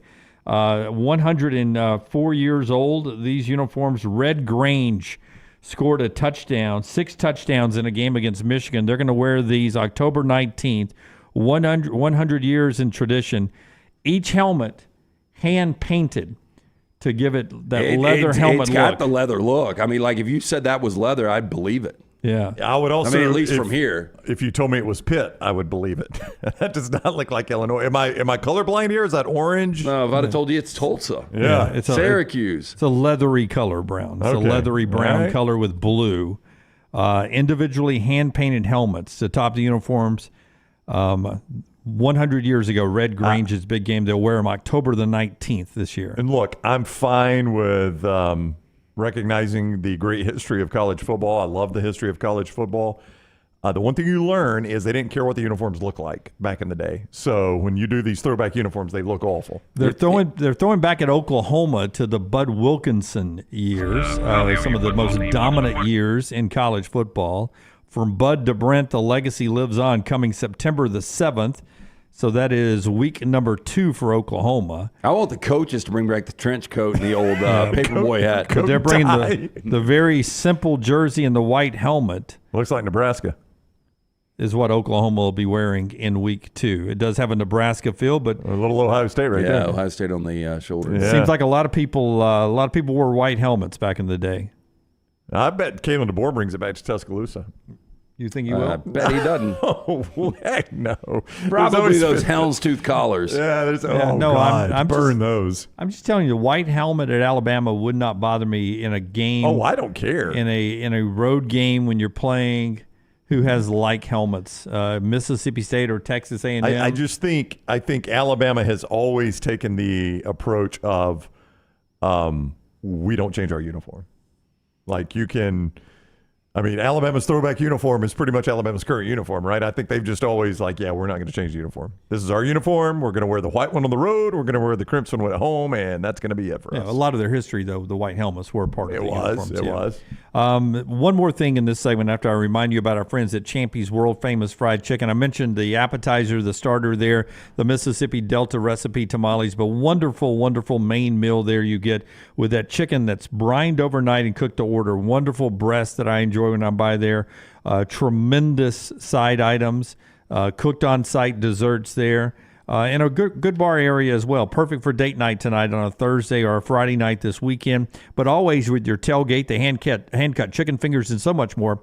Champy's Chicken, Highway 119 in Alabaster. Rockstar, if you'll give me cut number 4. LT continues his series with the Mental Health Podcast with Dr. Brett McCabe. And recently, LT, you had a chance to have Jalen Milroe on the most latest episode that's out there. listen to Jalen, then I want LT to react to Jalen Milroe on the biggest thing he learned from being benched for that USF game. What was the biggest thing you learned in that game? So, number one, I saw football in different lenses. You know, being off of the sideline, you learn so much, you know, being off the field. But, you know, what I took personally, how strong I am as a person. And I acknowledge that I'm mentally strong, because in a normal reality, that would break somebody down, being in that same position I was in. And they wouldn't be able to overcome that and lead a whole group of players to be, you know, on the path to success that we end up having at the end of the season. And so I'll say that I learned a lot about myself. I learned, you know, what it takes to be mentally strong.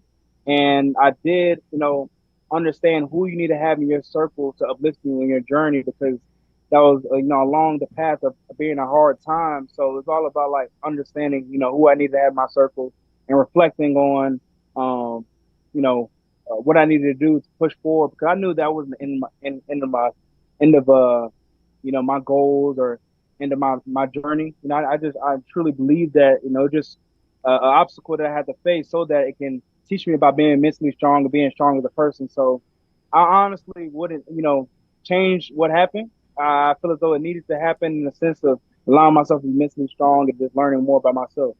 And that was a busy day for him, and he jumped on your men's mental health podcast. First of all, before you tell us how we can get that, to have Jalen jump on and be so open, what did you think of that? Yeah, it was pretty incredible. And Dr. Brett McCabe is the sports psychologist on site for the University of Alabama Athletics that asked the question. But really, what put Jalen in that situation was the ultimate, you know, psychiatrist, psychologist, and Nick Saban.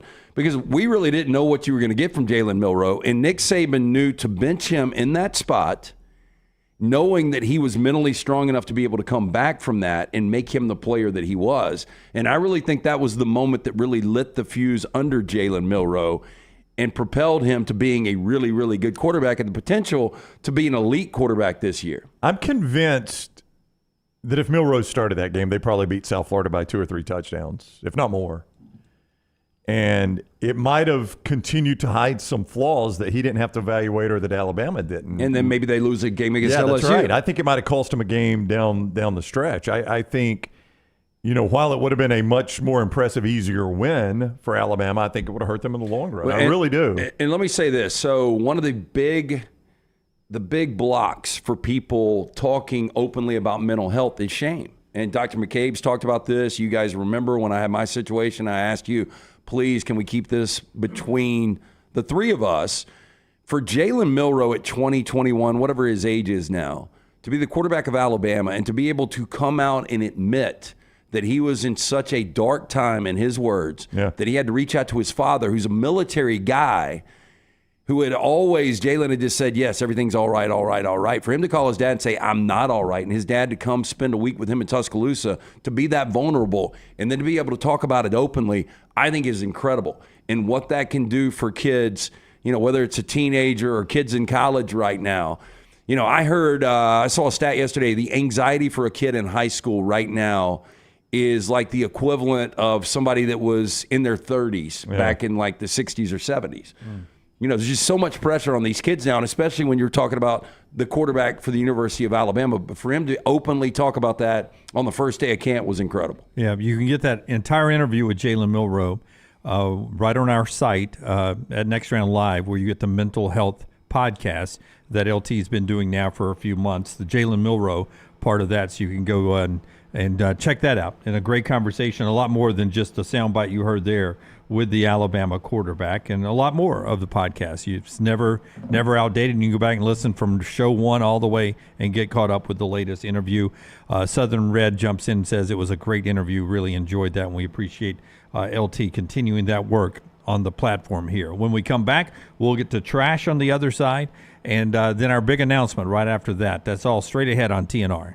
Follow The Next Round on Twitter, Instagram, and Facebook at Next Round Live. If renting is putting a dent in your bank account, here's your sign from the universe that it's time to buy a new home. And who better to help you through the ins and outs of home buying than our friends at Mortgage Right. With Mortgage Right, you don't have to worry about becoming a short notice mortgage expert because they do all the heavy lifting for you. They're trusted mortgage professionals, and they'll help you choose the right mortgage option and stand by your side every step of the way. Visit mortgageright.com/TNR to buy before renting runs you dry. That's mortgageright.com/TNR. NMLS 2239, Equal Housing Lender. Storm season is here. Make sure you have a plan of action in place right now. Greg from Pell City and Storm Restoration Roofing should be your first call when storms hit. Insurance companies love working with Storm Restoration Roofing because of Greg Nelson's name and reputation in the industry. When storms hit, call Greg Nelson. He's local, 205-542-3531. He's the home of the free no-cost roof inspection. Greg from Pell City on Facebook, 205-542-3531. It's Storm Restoration Roofing. This hour of The Next Round is presented by the Birmingham Racecourse Casino, now featuring 7 days of giveaways with your chance to win a share of up to $125,000. The more you visit the Birmingham Racecourse Casino, the more chances you have to win. Hey, Lance Taylor from The Next Round to tell you about my friends at Michelson Laser Vision, located conveniently UAB Highlands. Almost 20 years ago, I went in for the procedure. Only took 12 minutes for both eyes. When I went in, I had 2200 vision. I was legally blind. Now I have 20/15 vision, still 19 years later. Make the call today. Schedule a hassle-free consultation. 969-8100. Dr. Mark Michelson, Dr. Jen Michelson, Michelson Laser Vision. Make sure you tell them The Next Round sent you. 969-8100 or MichelsonLaserVision.com. Twin Peaks is the best in the game. Here, you're in the red zone for every college rivalry and divisional matchup all season long. I mean, where else are the scenic views as good as your view of the game? Only at Twin Peaks, the #1 sports bar. The first college football tailgate party of the season is set. Bowling and Bragging will be Saturday, August 17th at 6 p.m. in Crestline Village in Mountain Brook, benefiting the Critical Care Transport Program at Children's of Alabama. For more information, visit boilingandbragging.org. Start your day online with our website, nextroundlive.com, for the latest videos, podcasts, and college football stories. It's also a great way to stream the show or shop in the Next Round store. Stay connected by visiting nextroundlive.com. Hey, Lance Taylor from The Next Round. Unfortunately, over the past year, I've noticed significant hair loss. I asked around, and everyone said call Dr. Beckenstein. He is the absolute best. Dr. B pioneered the use of NeoGraft hair restoration right here in Alabama, and he remains at the forefront of hair preservation in the Southeast. He takes pride in treating each patient personally, applying his expertise to produce quality results. For more than 20 years, women and men have turned to Dr. Beckenstein for a range of hair restoration and cosmetic procedures. He uses that experience and his advanced training to help his patients fully understand his procedures they are considering. Call Dr. Beckenstein today, 205-319-0316. That's 205-319-0316.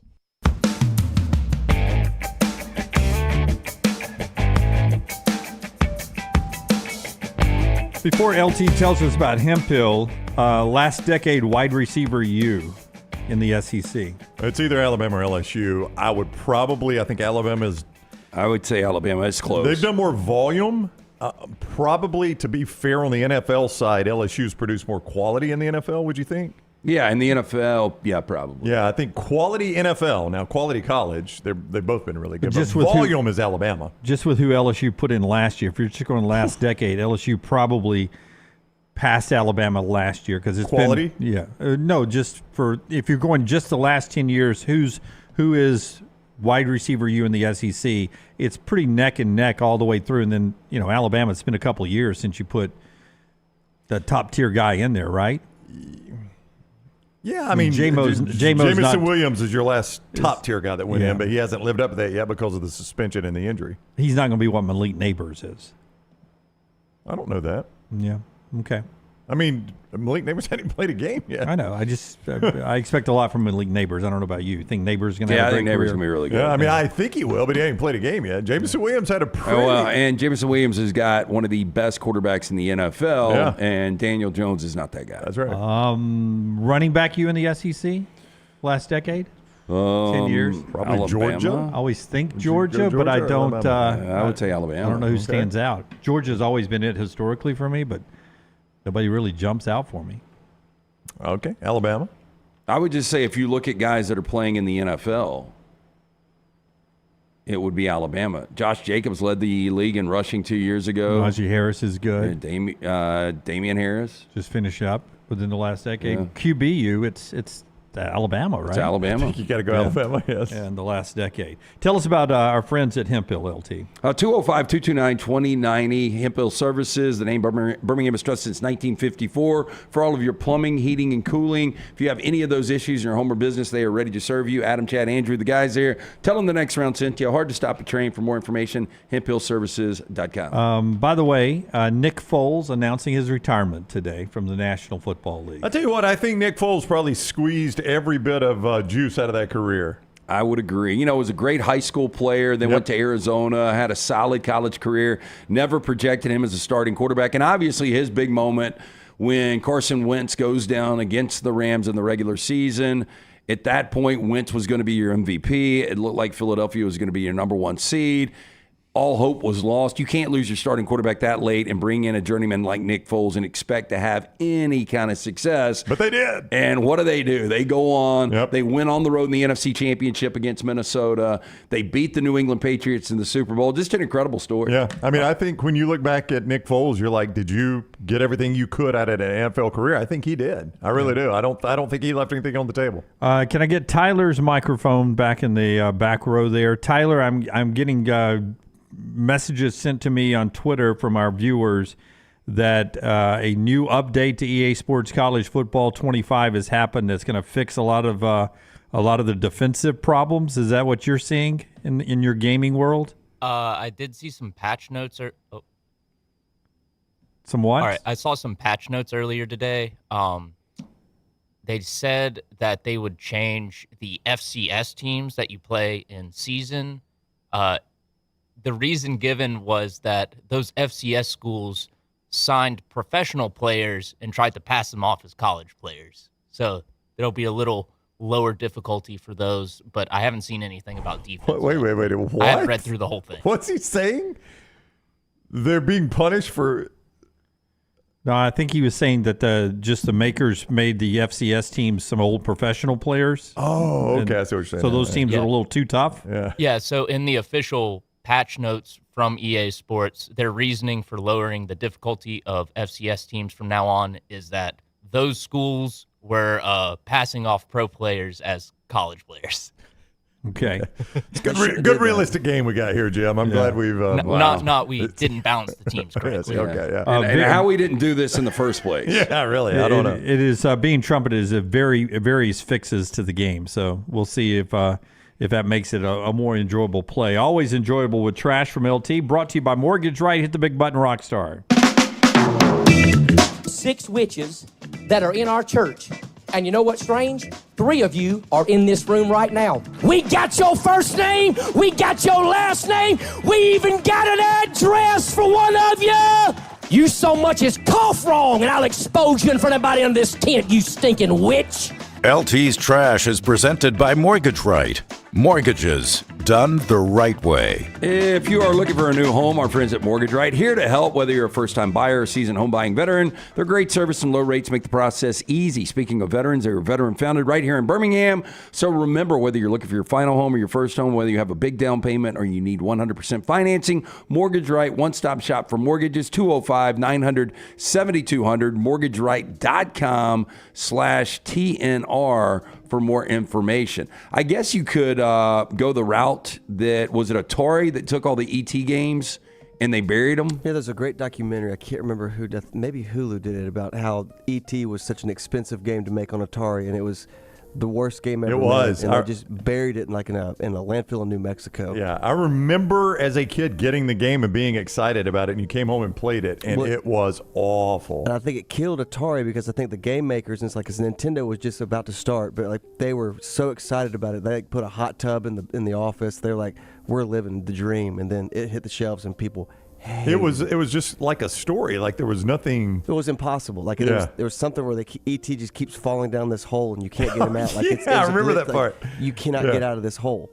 People hated it. Rapper Nelly arrested for possession of ecstasy at a casino yesterday morning. Three-time Grammy Award winner, 49, was taken into custody 4:45 a.m. local time. Was cited for having 4 ecstasy tablets and no car insurance. Nelly, whose real name, Cornell Haynes Jr., was arrested inside of the Hollywood Casino in St. Charles, Missouri, after an ID verification check when the drugs were allegedly found on him. Maryland Heights police say, quote, "We arrested him for failure to appear on an old traffic charge." Attorneys for Nelly, best known for the 2002 hit Hot in Here, which peaked at number 4 on the British charts, which is really weird. That was number 4 in Britain. I would think that would have come close to hitting number 1 here. I don't know why. I mean, he owned that year, I thought. Like, he had so many singles that year. Yeah, well, it was really 2000 to 2002, so that was his follow-up with Hot in Here. But yeah, he did have a lot of hits. Ride with Me, Hot in Here, Just a Dream, a little bit. EI's the best. Country Grammar, that's what it was. Country Grammar, yep. Okay, so I got Lil T to print the trash, and she printed tomorrow's trash because I sent her the wrong one. Rockstar was on top of it today, sent a little early. Anyway, alleged Bluey coin bandit has been charged by New South Wales police for allegedly stealing over $600,000 worth of the limited edition currency. Now, the Royal Australian's Mints Dollar Bucks coin collection features Bluey alongside other characters on the TV show as part of a special limited release. Oh, it's a real dollar, though? Fewer than 100,000 coins have been minted as part of the collection, with 3 different designs available. They were released via online ballots before being made available to authorized distributors. But while the release was intended to be a celebration of the incredibly popular TV show, they have also been the subject of an alleged heist. Police arrested a man on Wednesday after investigating a robbery at a warehouse where $63,000 $1 Bluey coins had been stolen. Can you imagine going to a restaurant and shelling out 100 of these to pay for your meal? I mean, they're well designed. They don't look like they were done with a computer program. I'm sure that's the way it looks when you pick it up. I'm out of that game now. I went through the whole PBS, Disney, all that kind of stuff. Is Bluey big?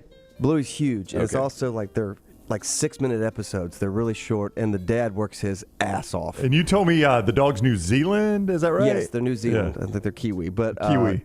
And dogs watch this show because it's colored for dogs. Like people have their dogs watch this show. Yeah, it's hugely popular. I've always heard that owls are really intelligent and they're pretty aggressive, but the last couple of days we've got examples of bad owls.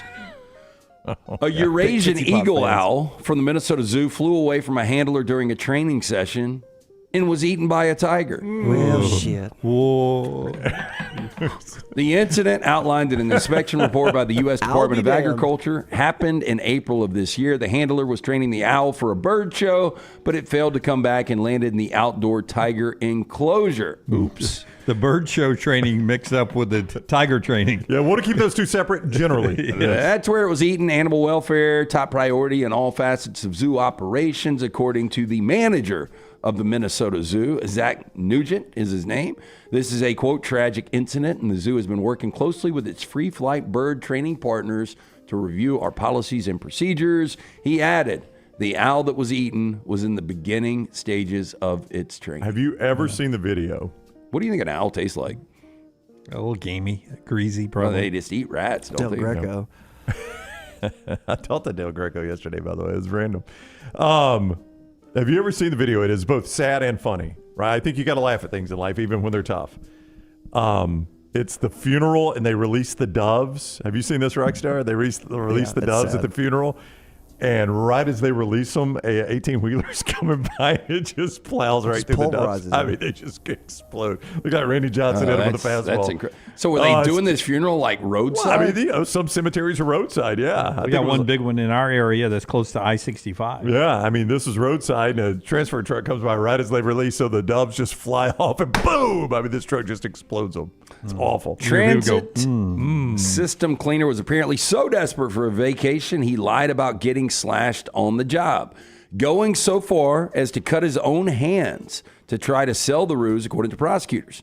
Now, Henry Herring, 54, allegedly told investigators after the hoax was exposed, quote, "My goal was to have the summer off because it was too hot down there." Okay. Herring, who was hired as a transit cleaner last year and has since been suspended without pay by the MTA, was arrested on a charge of falsely reporting an incident last week. Now, why'd you cut your hands? My balls were hot. I understand. According to a complaint filed in Queens Criminal Court, Herring told cops on July 31st he was attacked at the 179th Street subway in Jamaica shortly after 3 a.m. that morning. He claimed that he was cleaning a train when he was, quote, pushed from behind by an unknown male and that the stranger swung a cutting instrument at him, leaving cuts on both of his hands. Surveillance video from the station helped to catch Herring red-handed. That's a well-written sentence right there, Lance. Quote, "When I went into the room, I found something in there to cut myself," he allegedly admitted to cops after being confronted with the footage. "I apologize for wasting everyone's time. I do not know that there were cameras on the platform." How would you not know that? Do you know the origin of caught red-handed? I think it with dye being exploding in the money back in the bank robbing days. Yeah, that would have been it. I don't think dye's been around that long, at least in the banks, but maybe. It's literally what he's talking about. You committed the crime, so you got blood on your hand, like you killed somebody, so you're caught red-handed. I saw a whole series because we always ask about these. And I saved it, and I saw a whole series of where these things came from the other day, and I saved it because anytime something like that comes up, you're like, Brown, where'd that come from? I'll do a commercial while you look it up, and I'm like, God, I can't find it. Okay, what's the bird in hand? Bird in hand's worth two in the bush? Yeah. I don't have that one. Let Jim do a commercial on that. Some Fairfax County, Virginia middle schoolers will have to put their cell phones in special pouches next year as part of a pilot program aimed at cracking down on student phone use during the school day. They got new songs. Somebody wants them to be on the internet before we release them. Can't get caught. Now, in May, the school board in Northern Virginia voted to require Superintendent Michelle Reed to create a pilot program for storing cell phones away during school hours. Now, the school division said it's piloting the storage program at 7 middle schools. Now, starting on the week of September 2nd, students attending schools participating in the pilot program will have to bring their pouch with them each day. Their phone will go into the pouch, and the pouch goes into their backpack where it will stay until the school day ends. When a student is leaving, they'll use a Yonder base to unlock the pouch and get their phone back. Students who forget their pouch will have to leave their phone in the school's front office. Teachers at the pilot schools will be told not to create lessons that require phones during class time. For high schoolers, phones have to be put away except during lunch, in the hallway between classes, or it's academically necessary. So imagine the line every day to unlock your phone at this little base. And do you think it's going to work, Rockstar, every day? I mean, I'll just bring a fake phone. Like, here's a dummy phone. Yeah. Hey, This so is you my have to phone. confirm your residence every year going back to school. And so I got a call from Jack this morning after 8 o'clock. He always texts me when he gets to school first day. And I didn't see it. Called back, didn't answer. So called Mom, and I was talking about that. And she's like, they wouldn't let him in school today because serious? the paperwork fell through or something. He ended up getting to go, but like they held him out. Lance. Yeah. I mean, how many people are beating down the door to go to Oak Mountain? We're going to sneak in Oak Mountain. You ought to be happy he showed up on day one. Yeah, I'd have been like, all right, no, you're telling me I can't come in, right? That's right. Can I record it real quick? I think he was calling me to say, come get me. Yep. We're going to take day one off. Yeah, I ain't going. Literally, guys, can I pick up this piece of paper? You okay? Yeah. Literally, I go in I had to take my daughter 1 year. Now you just email it in, but this is Anna Kate. When I think she was in middle school. Had the power bill. There's options you can print off, like the power bill, gas bill, trash bill, property tax, or whatever, right? So, Jennifer says it's got to have the address on it. It can't be like a disconnect notice. There's all these things, right? I'm like, okay, we're good. Power bill's got the address. Gas bill's got the address. I'll just print them off. I print them off. I go great lengths to print them off and make sure they're in the window, like it's got to be from the most recent month. I mean, all these things, right? Take it to the school, hand it to the guy, and he goes, all right. Puts them both in a stack. Never even looks at them. That's right. Puts them in a stack. I'm like, come on in, man. I could have just handed you anything. You just drop them in a stack right there. That was like my my COVID. What was the little thing you had, the card? The vaccination card. Vaccination card, yeah. Yeah, leaving Cabo. Just look at it. Come on. I'll tell you when Larry. I've risked life and limb now getting this stupid ass shot. When Larry Simmons and Ellie Glasscock ran Thompson, we had to have a certain.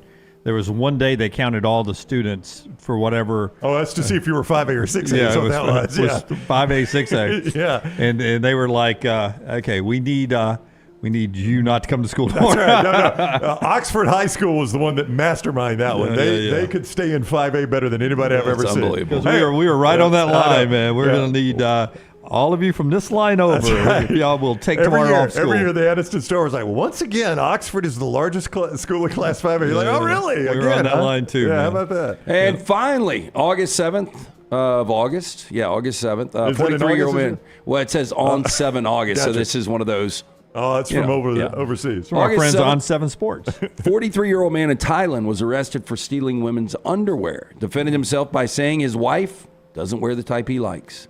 Police later discovered that the man had stolen 10 sets of underwear. According to Thailand's Daily News, man was caught by the police after they found the clothes and shoes, as well as the motorcycle, matching the description of the police report inside of the man's house, together with the 10 sets of missing underwear.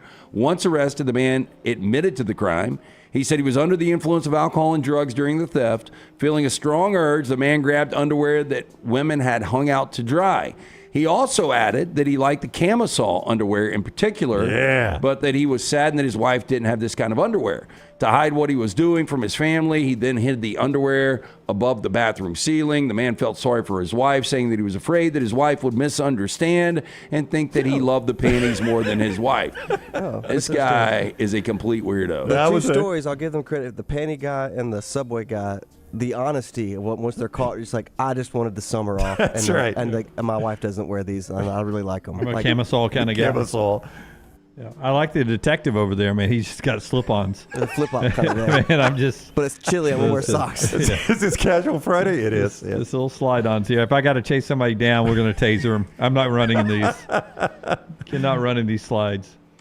Hey, if you're looking for a new home, our friends at Mortgage Right here to help. Whether you're a first-time buyer or a seasoned home buying veteran, their great service and low rates make the process easy. Speaking of veterans, a veteran founded right here in Birmingham. So remember, whether you're looking for your final home or your first home, whether you have a big down payment or need 100% financing, Mortgage Right, one-stop shop for mortgages. Visit them online, mortgageright.com. Call 205-900-7200. Pennant Grace is live at 12:15 today, and you Uncorked mailbag coming out soon, and a big announcement about our future college football program when we come back right here on TNR. Take the next round anywhere you go with official Next Round gear. Buy yours today at nextround.store. Hey, you. School's coming back. Time to gear up. And at New Balance Birmingham, we know what's up. Before hitting the books, check out the looks. Come together at New Balance Birmingham on Highway 280, right next to Chick-fil-A. New Balance Birmingham, we got now. Stop by the New York Butcher Shop and pick up the finest in certified Angus prime beef steaks and burgers, premium pork chops, ribs, and all-natural chicken cut to order just for you. Their chef-prepared entrees and side dishes are the perfect dinner-to-go choice for your family and are ready to heat at home. With a great selection of fine wines and desserts, the New York Butcher Shop is your one-stop dinner shop. 2 locations to serve you, Cahaba Heights and on Highway 119 in Greystone. The New York Butcher Shop, rare quality, well-done service. Spring weather is here, and our friends at Hemphill Services are offering a $69 HVAC tune-up plus 10% off any service call when you mention the next round. Call Adam, Chad, and the guys at Hemphill Services. Make sure your HVAC unit is ready to keep up with the changing weather. Hemphill Services, locally owned and operated independent Trane dealer. The team can service all makes and models. For all of your plumbing, heating, and cooling needs, call Hemphill Services. It's hard to stop a Trane. 205-229-2090 or hemphillservices.com. That's 205-229-2090, hemphillservices.com. Are you tired of buying your CPAP mask and supplies online only to be disappointed? It's time to visit CPAP Plus, your locally owned and operated CPAP shop that prides itself on personal service. Come see what you're buying at CPAP Plus with 3 convenient locations in Pelham, Highway 280, and now open in Trustful. Drop by for a free CPAP checkup and free filters, no appointment needed. Plus, sign up for their giveaway for a chance to win a free travel CPAP machine. Just Google CPAP Plus or visit any of those 3 locations. For a great experience in golf, go to Bent Brook, just off I-459 in the Birmingham area. You've got 27 holes where you can play your 18 holes 6 different ways. Open 7 days a week with 5 sets of tees that makes golf enjoyable for any level golfer. You get complimentary GPS on every golf cart, and the AU Victory bent grass greens play as pure as any in the area. Bent Brook continues to improve with upgraded greens and redesigned holes. Book that next tee time right now. BentBrook.com. BentBrook.com. A legendary coach once said, "It's not the will to win that matters. It is the will to prepare to win." Hi, I'm Bobby Humphrey, Vice President of Business Development for Bryant Bank, and I can tell you that our Bryant bankers have the dedication and experience to put together a financial game plan that is right for you. At Bryant Bank, we specialize in community banking and offer personal and business loans, checking and savings accounts, mobile banking, and treasury management services. Stop by one of our 18 offices across the state of Alabama to find out what unbeatable service and legendary results are all about.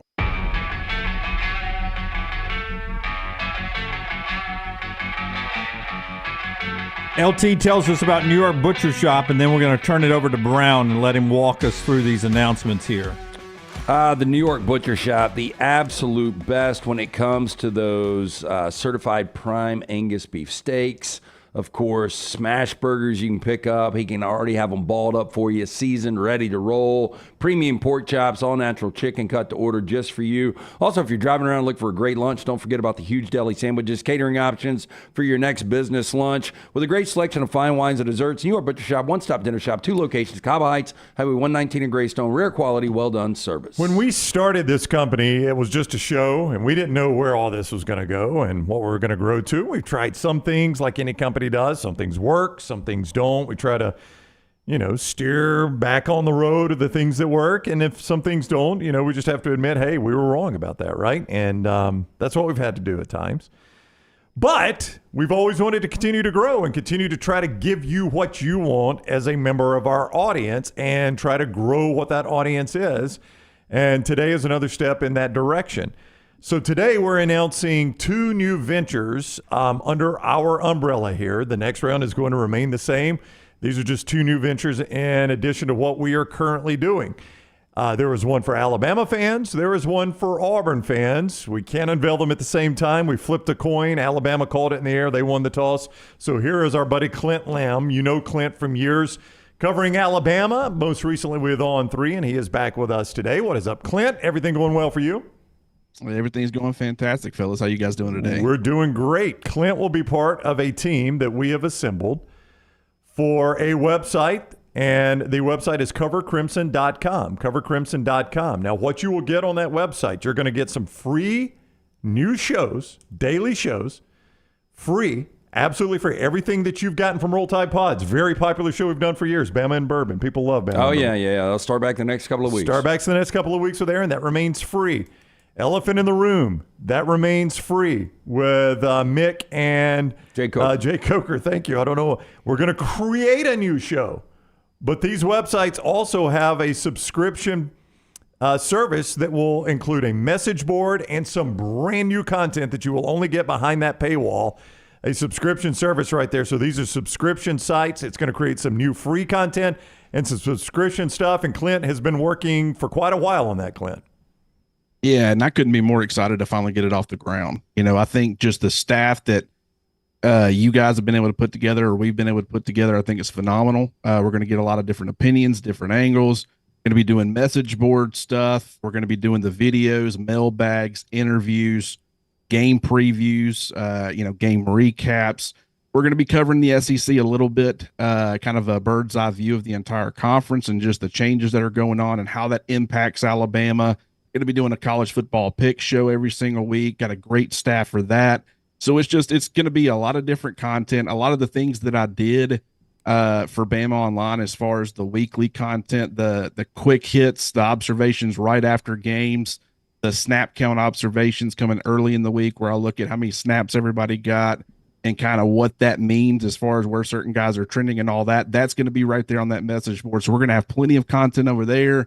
covercrimson.com if you haven't already, which I guess we're just announcing, so no one's had a chance to. Go do it. Go sign up. It's going to be a lot of fun. We got a great staff we've put together. Okay, with content go be user 1. That's right. With content behind the paywall, will we get the juicy stuff? Example, you always hear X player is in the doghouse with coach. Like, when you hear that now, will people be able to actually find out why that player's in the doghouse?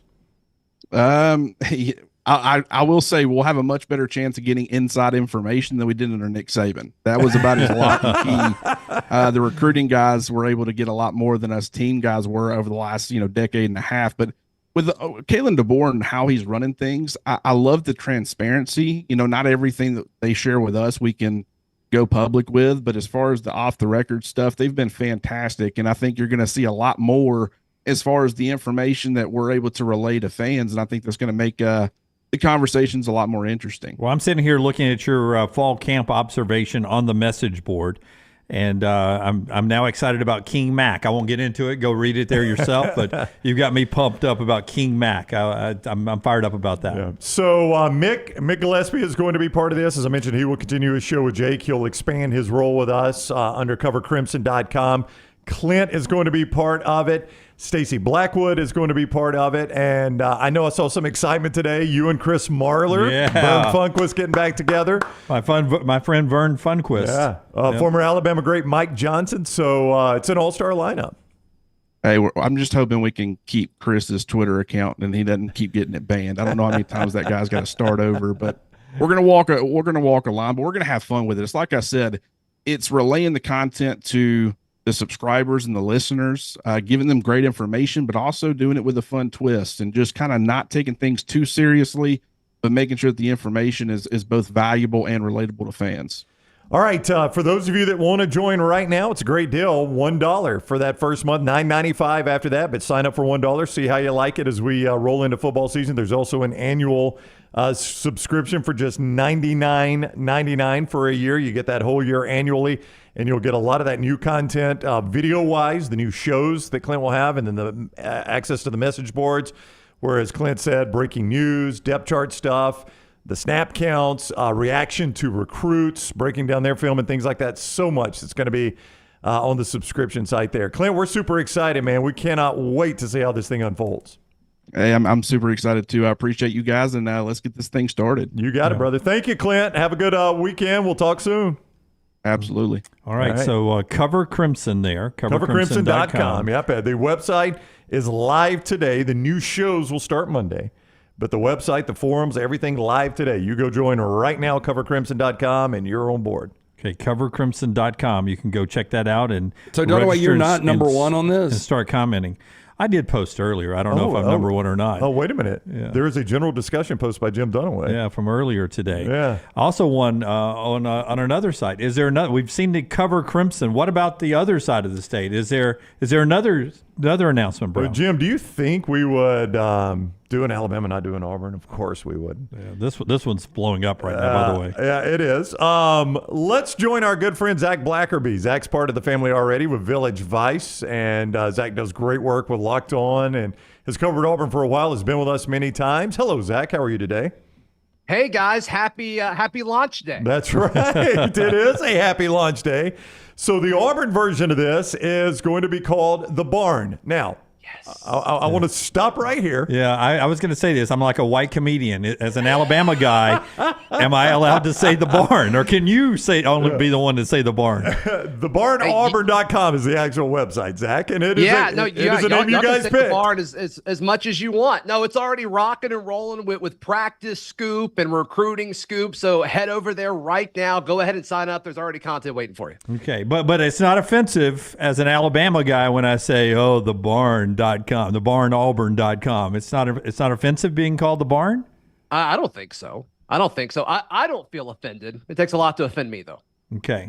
Just making sure there. Just The Barn. I love the name. I love the logo. So just like on the Alabama side with Cover Crimson, TheBarnAuburn.com will have some brand new content, new video shows, the message boards. You and Brad are going to continue Village Vice. It has been a very popular show. You guys have killed it with Village Vice. That's going nowhere.